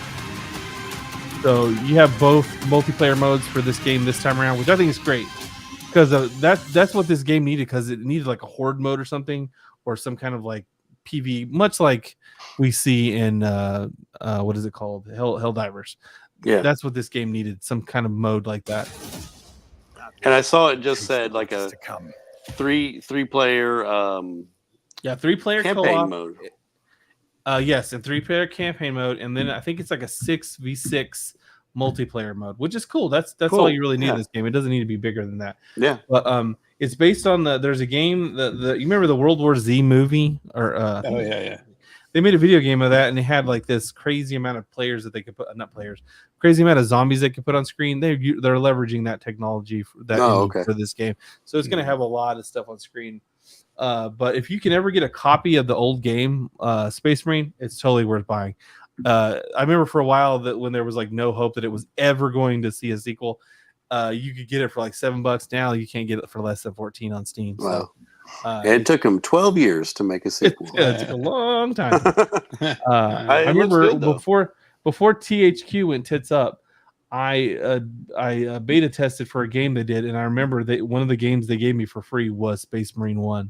So it was pretty cool of a little reward for doing all that. But yeah, this is coming out in September 9th, just around the time of Beetlejuice. So to pre-order or not to pre-order, that is the question. And I have had serious bad luck with pre-ordering lately. So I don't know if I'm going to do it. My thing is like, and I've learned the term FOMO, and fear of missing out. I literally learned that from my friend at work, and I missed out on some stuff on Helldivers, and now I'm like, if there's even a chance I may like it, I might as well pre-order it. So yeah, so I don't get that FOMO. I just don't on Helldivers. I don't really miss any of the stuff that's not on there. In that game is starting to lose some steam. Well, they still haven't even like let all the like 170 countries come back. Yeah. So their player base is not. We can't even finish major campaigns because we don't have the same amount of people. Because it's kind of, I don't know, I hate to say this, but it's gotten boring. You play the same 5 or 6 missions over and over and over. And it's like, it feels like at this point, it sadly feels like what are we fighting for? You know, there's no like end game to it. You know, it's just like, we're just doing the same. Well, it was exciting when we thought like we actually beat the automatons, and we're like, wow, we really did it. Here comes the new bad guys. The new bad guys never came. So it needs something new, because I like Helldivers. Yeah, Helldivers is great. It does need something new. It needs to get that new you need faction another out there. You need another faction. I don't know if that's like something completely different. Like pick, I don't know, what would dinosaurs. I don't know what you would pick for the next thing to do, but it needs something else, because right now it's kind of boring. I want dinosaurs in space. If they can get that, I've said it before on this show, and I will not shut up about it until we get it. And if they're making for some reason, another Jurassic World movie, put them in space. I think they are. Go full Turok or whatever. Jurassic Galaxy. Yes, I want this. Jurassic. I remember. Space. I think it's because I saw that commercial or ad for a Turok game a long time ago. I'm like, just do this. Didn't play the game, mind you. Just thought that's a cool idea. Well, isn't that what killed Dino Crisis? Y'all remember Dino Crisis from back in the day? Yeah. Like Resident Evil. That like the last Dino Crisis game, they're like, let's just put it in space, and like that killed the franchise dead. Wow. Yeah. Well, I mean, careful what you wish for. Yeah. Thanks a lot, Dino Crisis. Ruined it for nothing.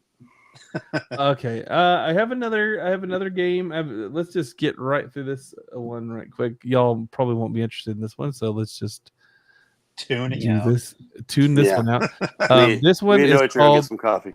This one is called Twisted Path of Renown, and it's an extraction shooter, and it's set in the Old West. I do like the Old West. I do love the Old West, and extraction shooters are pretty fun. So it's like an extraction shooter with like a survival mechanic to it. So you have to. I think you also have some crafting that you have to do. So it's gonna be pretty cool. If it's a Western game, I'm totally down for it. Yeah. The early access starts on June 6th.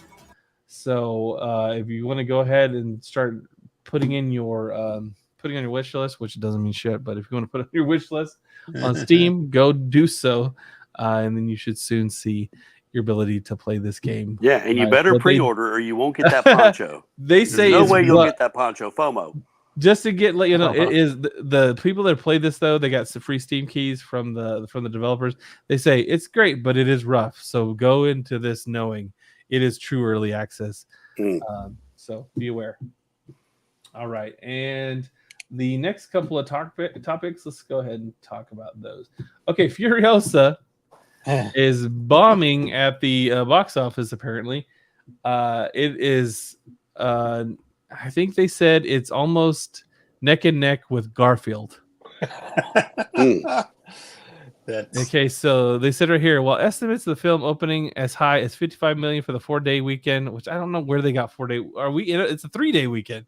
Yeah, yes. It says it now looks. Or did it open on Thursday? Okay, I guess if you say that. Oh, okay. All right. It's now looking like Furiosa will only pull in 31 to 33 million within this 4-day weekend, which is, of course, is the three even is just lower. It says Fury Road back in 2015 opened at 45.4 million in a 3-day weekend, which opened the weekend prior to Memorial Day. And then they have an update here. It says Furiosa brought in 25.6 million in its 3 days, which might not even be enough to take top spot at the box office, as Garfield grossed 24.8 million in its 3 days. So everything depends on Monday's number. So we should know by today, which I haven't seen anything else other than it just bombed. Like it's everybody says it bombed. So that's bad. And I in this article they cite how this is. Oh yeah, it says here, we also learned earlier in the week that Gen Zers do not care about superhero movies. So I'm wondering if that extends to this kind of stuff where you have like a, you know, kind of like a cinematic universe, which is what I guess they're trying to do. Totally disagree with that, because I think plenty of them like superheroes. Just depends on which one. Like, there was a new study that said Gen Zers are not into superhero movies. They do not spend their money watching superhero movies. So I would say if it's like The Boys or something, they're probably going to watch. But if it's like typical MCU, well, most people are kind of tuning out on that. So I don't think that's exclusive to just Gen Z. But yeah, okay, as a whole, I just think it depends on which one. But you know, having Furiosa, which has Chris Hemsworth in it, and Chris Pratt, of course, is the voice of Garfield. I think this is kind of like Star-Lord's revenge for Thor giving him Pratt. He's like, all right, I'm pulling up okay, so 1 hour ago, the Washington Post, they said Furiosa and Garfield flop over the Memorial Day weekend. Let's see, let's bring y'all into this. Garfield finished at the $31.1 million mark, and it said Furiosa pulled in 32. So that's what, like 13 million lower than they thought they were going to pull in. So I'm just gonna say this. This is Mad Max is one of my favorite things of all time. My first hero as a kid was Mad Max, because Beyond Thunderdome. Like I don't know why. I just really loved the character. I loved the character when he wasn't popular. Like I remember in high school, like I was like making my own little Mad Max comic of Further Adventures, and you know what? Girls didn't care about that. No, So like making the main character a girl in a Mad Max movie, it's unfortunate, but mainly maybe girls don't care about this kind of thing, and they're not going to the theaters to watch this. Yeah. And then I said it earlier, whenever we were talking about this earlier, I said, hey, it's possible that what they were trying to do to stave off, because they know that as much as they try to play like, well, girls like action too, they know that that's not the case. And that's why Chris Hemsworth is in the movie. But you don't take your hunky main character guy and give him a weird nose and make the girls think he's ugly, because women are really critical about crap like that, and they're gonna be like, oh my god, I want to go see that, but his nose looks so weird. You know, that's the kind of crap you're gonna get from women. I'm sure that's what they tried in the Thor movie when they had him get him stripped down by Zeus. I'm sure they put that thing in there because they're like, oh, for the ladies. I'm wondering how many of the ladies actually went to see that movie, because they just don't care about these things. They care about these rom-coms and even the rom-coms that like okay, I forgot to tell you all this. I watched this movie this weekend called the Fall Guy.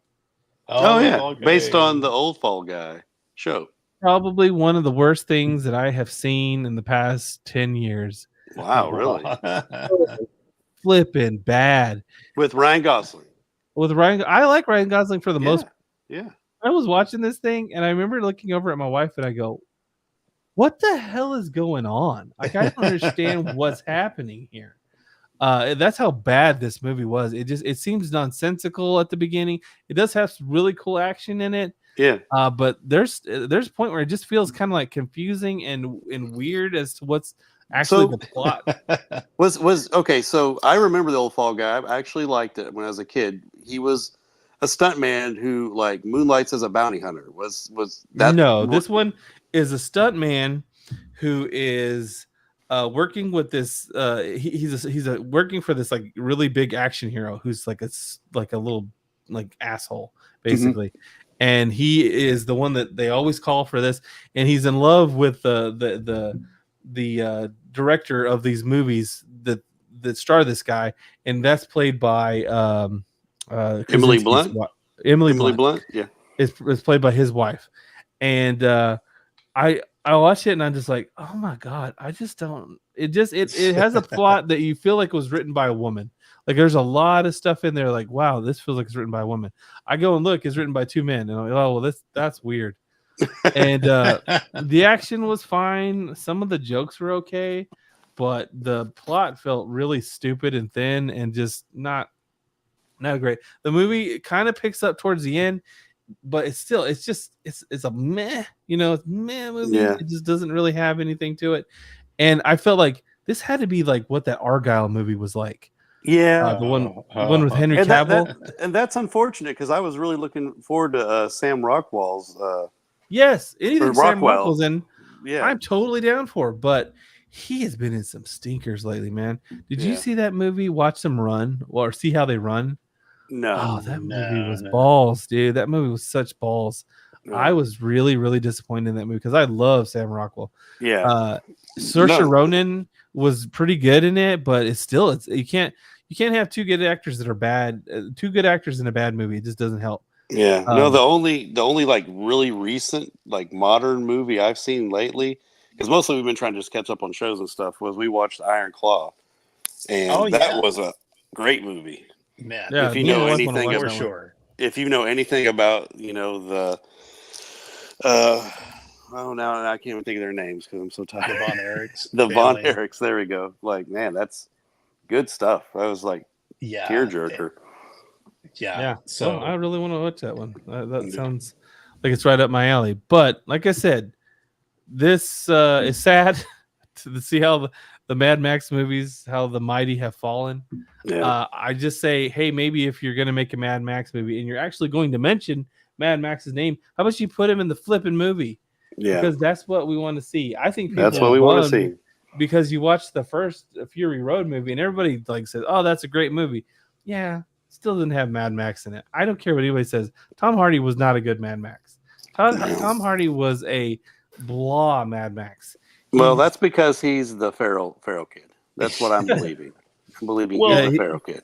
Thinking back, I'm like, you go back and watch the first Mad Max, then you see Tom Hardy in this one. I'm like, okay, I know like a lot of stuff went down, but it's also like he really feels like could he have just been like anybody? Because you know what I mean? Like I don't think Hemsworth should have played him. Yeah, he's actually Australian. Yes. I don't understand why Hemsworth wasn't going, why am I not Mad Max? Why am I want to be Mad Max?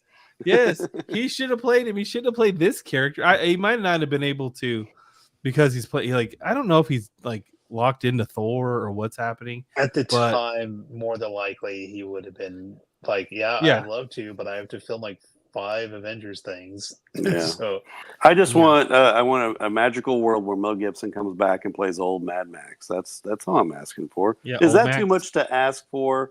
Yeah, it probably is. You might not see a new movie after this one because as averse as Hollywood is to bombing stuff, Yeah. You might not see a sequel here again. They're all and like, they deserve it. They deserve it. What did we do? What did we do wrong? I mean, like, no, you did wrong. You audience, we're gonna blame you for this. Yeah. That's what they're gonna do. But you know what? Like, yeah, I'm sure it's probably appeals to some girls, but not enough to make it a blockbuster. Prove me wrong. Yeah. No, I don't prove think me wrong. I don't think that girls want to see badass girls. I don't think so. You know what they'd want to see if this was my wife? If this was like a murder documentary, that's probably what she wants to watch. If they just filmed it like a murder documentary, maybe set in like the Victoria era. The true crime drama is the realm of the female now. Yeah, but this post-apocalyptic future, I know what women are thinking. That's for the boys.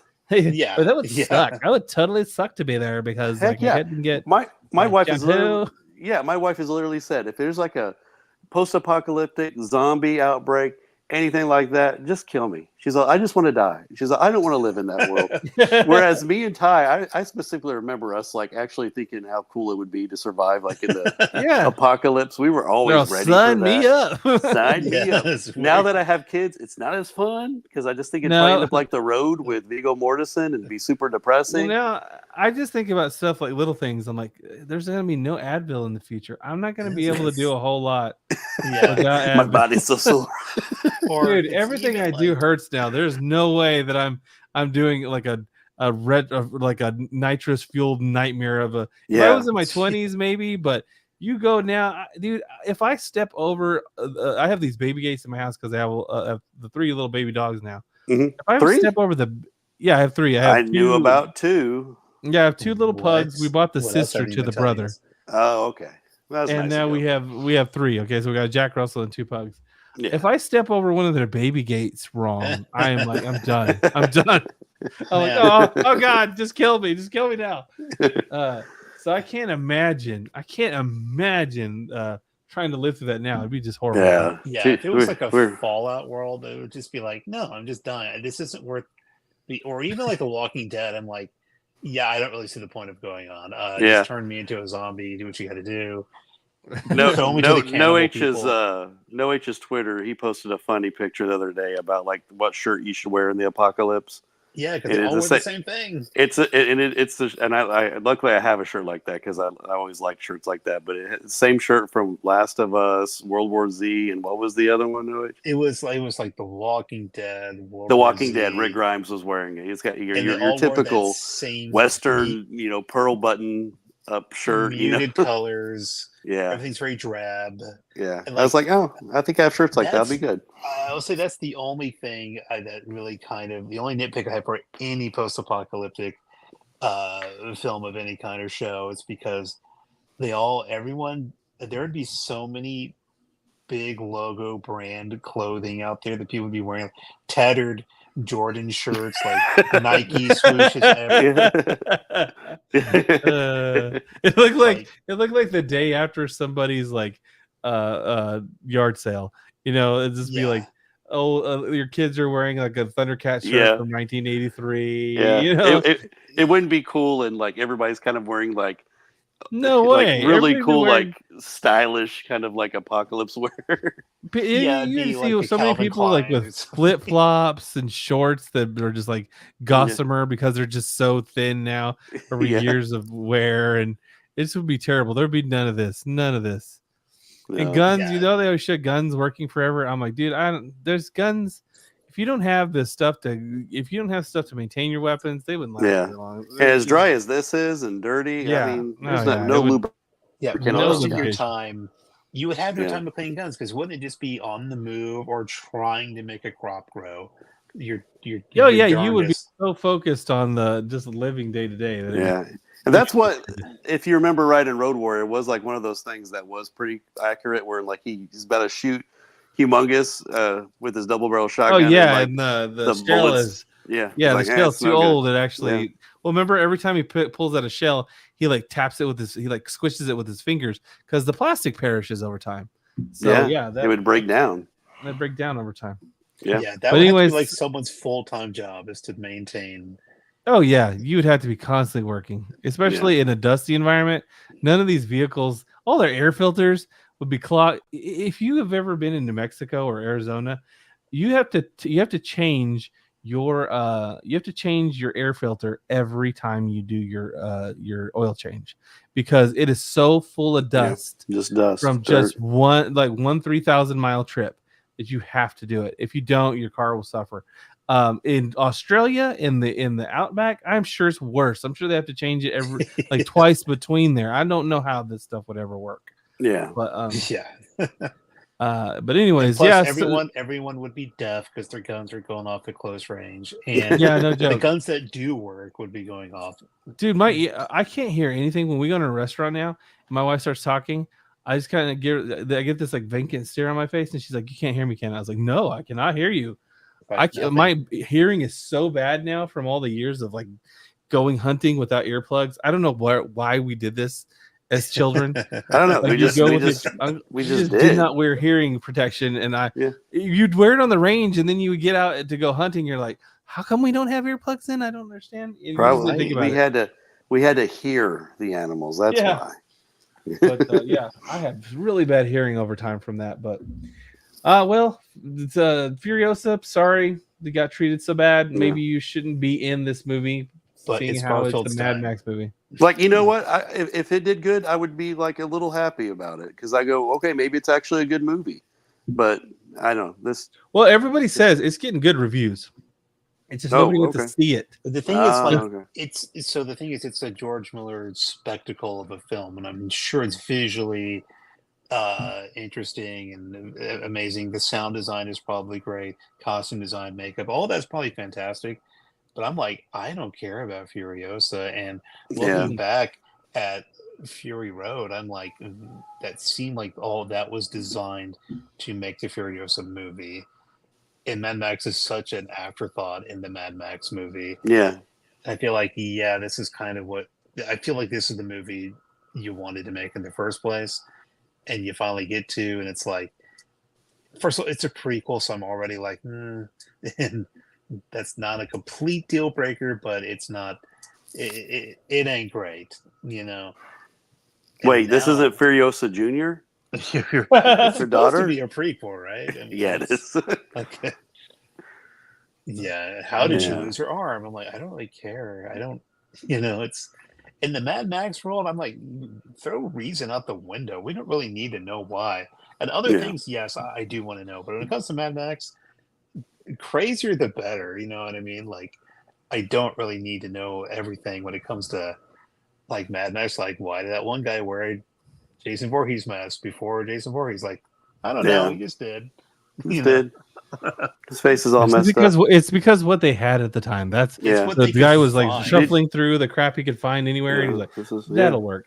Did you know that guy was supposed to be his partner Goose in the original script, but they figured that people wouldn't get it because, like, the first movie wasn't a huge, movie. But that's why they called the second one the Road Warrior in the States, is because most people didn't even know that Mad Max existed. Yeah. So a Mad Max 2 would be like, well, what the hell is this?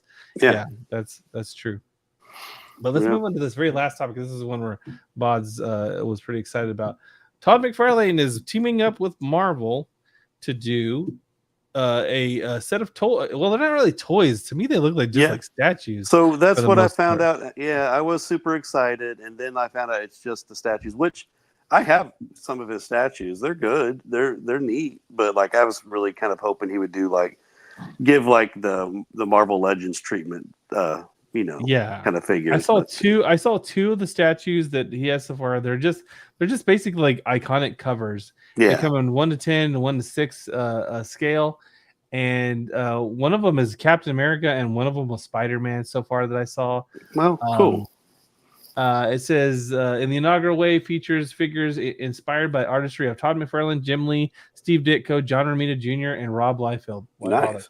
And one of these things is not like the other. It showcases such iconic characters as Spider-Man, Wolverine, Iron Man, Deadpool. Each figure is based upon a Marvel Comics most memorable cover and will be set within the environmental based set within an environmental base and includes diorama backdrop to complete the presentation, which means it's going to have a comic book behind it. Yeah. It says, additionally, the 1 in 6 figure by Todd McFarlane's innovative contributions during the historic Marvel Comics run. The debut figure recreates McFarlane's Captain America pose in the iconic cover of Amazing Spider-Man 323. And so let's go ahead and look at that because most people are. I know exactly what they're talking about.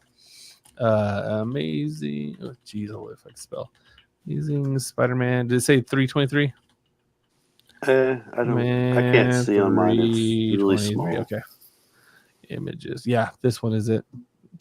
And this is not like, I wouldn't say this is the best cover. I always feel like Todd McFarlane played really fast and loose with like his anatomy.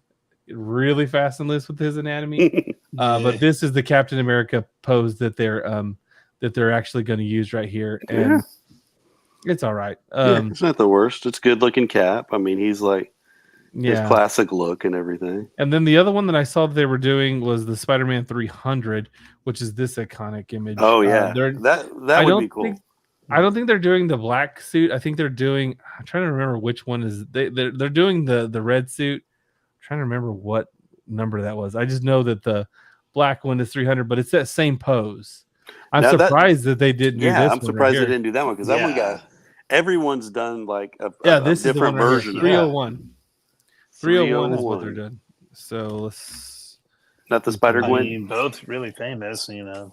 Yeah, I would have thought he would have done the kneeling Spawn because that's like the most overused cover. Yes, everyone does their own version of it after Todd, and so I'm surprised that it wasn't that. Even Todd McFarlane like spoofed it on his 301 issue of Spawn. So what's interesting about this is like you have to see how he actually is posed. Like you'll be able to turn the figure sideways and see. Oh yeah, so Todd may also be like kind of like screwing himself here. He's like, oh crap, how am I going to like sculpt that? That's a very very intricate pose. As I didn't really think about this, I only looked at it from one angle. Yeah. But I mean, it's cool. I mean, I think it's funny because it's this. I was saying earlier, is this Todd McFarlane's revenge? Because he, for the longest time, was like, fuck Marvel. He really was. He had a hate on for Marvel, and so I think it's funny that they have to come to him with their hats in their hand, going, "Daddy Todd, can you please help us because we really suck at this." Yeah. So I mean, the Marvel like Legends figure has been going on for like ever, and I mean, it would be cool. Like maybe down the line he will start doing figures and stuff because I think he does a good job, and they're affordable, and like the statues that I do have are pretty nice. So I think it's funny that they didn't give this to Hasbro. They just go, well, let's give it to Todd because nobody cares about what Hasbro is doing right now. So and even Hasbro looks like they're getting out of toys. They're like, oh, screw that. We're not doing toys anymore. We're going to video games. Games. Right? It's so weird though, right? Because like think of all the toys like when we were kids. Like what was Kenner? Remember Kenner? They did Star Wars toys, and now they're gone. Around anymore? I don't think so because I'm pretty sure. I don't think so either. Well, who does the Star Wars toys now? Is it Hasbro? I think so. Maybe. Who does Star Wars toys now? Star Wars. I know they end up at Ollie's. Yeah. Let's see. I don't even know. That's a good question. Let's see. Star Wars toys. Who does it? Sure's gonna tell me. Who done it? Wow,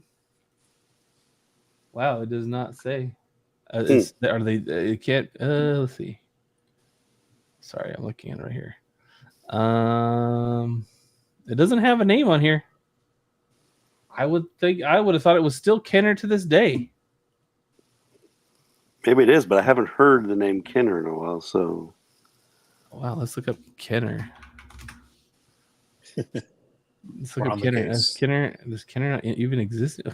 Government? Civil Department? Nope. Kenner product? No. I mean, we're on a watch list now. We just got flagged. Mattel? Does Mattel make it? Mattel? No, not Mattel. No way. Who makes Star Wars action figures now? Just been flagged for the search. According Hasbro is the current manufacturer. It is Hasbro. Kenner from no way it was just to 1985. No way.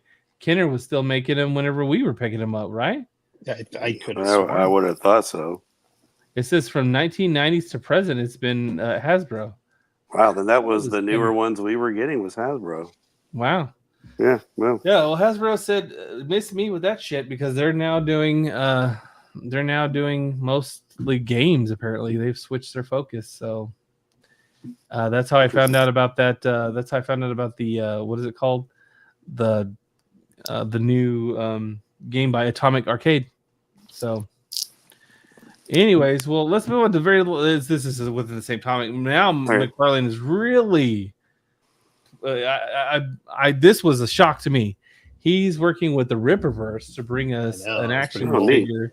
It's actually, I think it's just a vinyl statue of Yaira, which was one of the campaigns that just ended today.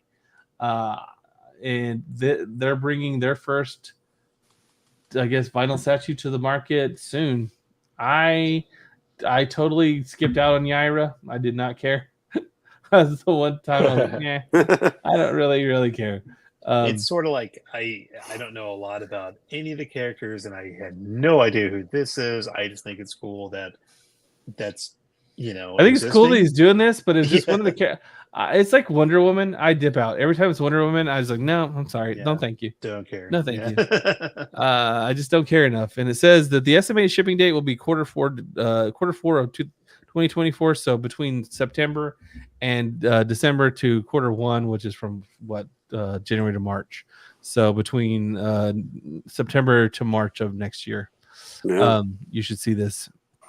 And this is just McFarlane's like, I'm going to make everything. Yeah. Well, I have to say I'm a little bit. I got to give him some props here because for the most part, when you do anything with anybody that's like tangentially involved with what could be even like smell like Comic Skate or the Iron Age, you are excommunicated. But I guess Todd has enough like money or not give a shit to do it. This is just him. This is a total flex. And I wonder if him doing this is just like smart business decision. There's a market. I can make some money.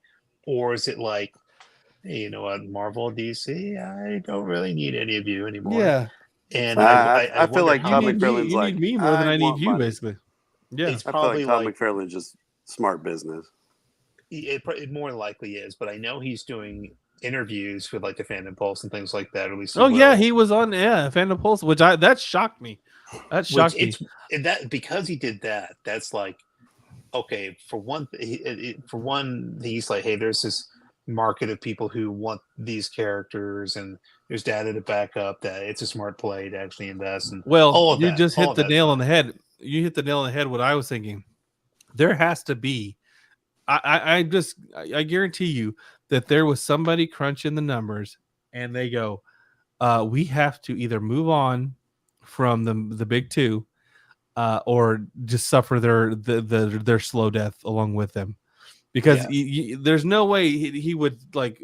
There's no way that Todd McFarlane, after all the horrible things that he's gone through, the times he's been sued and everything, that he would just sit there and let himself, go down in flames. He's got to be like doing some research, going, you know what, this is actually doing pretty well. I'm gonna have to get involved if I want to do this early. Evolve or die, man. I think the Rippaverse might be doing better than we actually realize. And it's sort of like it's one of these things where it's like I don't really know who that is. Yaira, she's not really well known until her book just got released recently. So she's shown up in a couple of issues of the comic. She was an ISOM #1 if I remember right, and then really nothing else after that. So they've been kind of teasing her for the longest time. They always were talking about how these ladies were working on the Saska sisters. I think it's these two ladies right here on either end. I have no clue who they are. I just know I saw one picture of them standing next to who is it? Castro's son. What's his name? The imperial leader of Canada. Yeah, Trudeau. They were standing next to him, and I was like, ugh. Kind of done right this there. Ain't really. Oh, so that's why they're getting the statue. Okay. Yeah. So But you know, I don't. at the same time, though, McFarlane's doing interviews so like Fandom Pulse, which he does not have to do at all. So No, I'm well, like, even Joe, sorry, not Joe Quesada. It was Jimmy Palmiotti, if I remember right, did an interview with the Phantom Pulse, if I'm not mistaken, recently, which And I was so- shocked because he has his Twitter feed is leftist like as can be. So I Which- thought, it's wow, so- talk to John Del I'm Rose just is like- crazy. so it's sort of like, even though I don't know much about a lot of these things, I'm just kind of like, it's just kind of cool it's happening, you know what I mean? And it's anything to kind of, and it may not be their intent, but still anything that's the end result is kind of sticking it to, as much as I love DC, they do things to annoy me all the dang time. So I'm like, anything to stick it to like the big markets and like who basically like to talk down to fans and things like that. I'm like, yeah, go on. I'm rooting for these independent things to come up and just kind of, even though the bigger things will never admit to being afraid, I'm like, you have to be afraid. There's, like we said earlier, there's too much data to back it up. It's undeniable now. So good on you. Good on you. Yeah, What I good will on say Todd to that. for good on Todd for branching out and like thinking about the future, because I can tell you the big two are probably suffering, and It's he their knows own it. fault too. So it's like It's their own yeah, fault well, for being complacent and just shitty to customers. Okay, well, that's all we have for this episode of the Middle-Aged Mutant Show. Let's go ahead and hit the music, boys. Hit it. Hit it. I want to thank you guys for coming and talking with me about this stuff. I hope you had a good time. As always, I'd like to encourage everybody, hey, go ahead and throw us a subscribe or a thumbs up. We'd greatly appreciate it. We read every comment. We will definitely talk back to you. And let us know what you want to see. If there's any topics you want us to cover in the future. For Bodz, Noah, and myself, this is the Middle-Aged Mutants signing off. See you next time.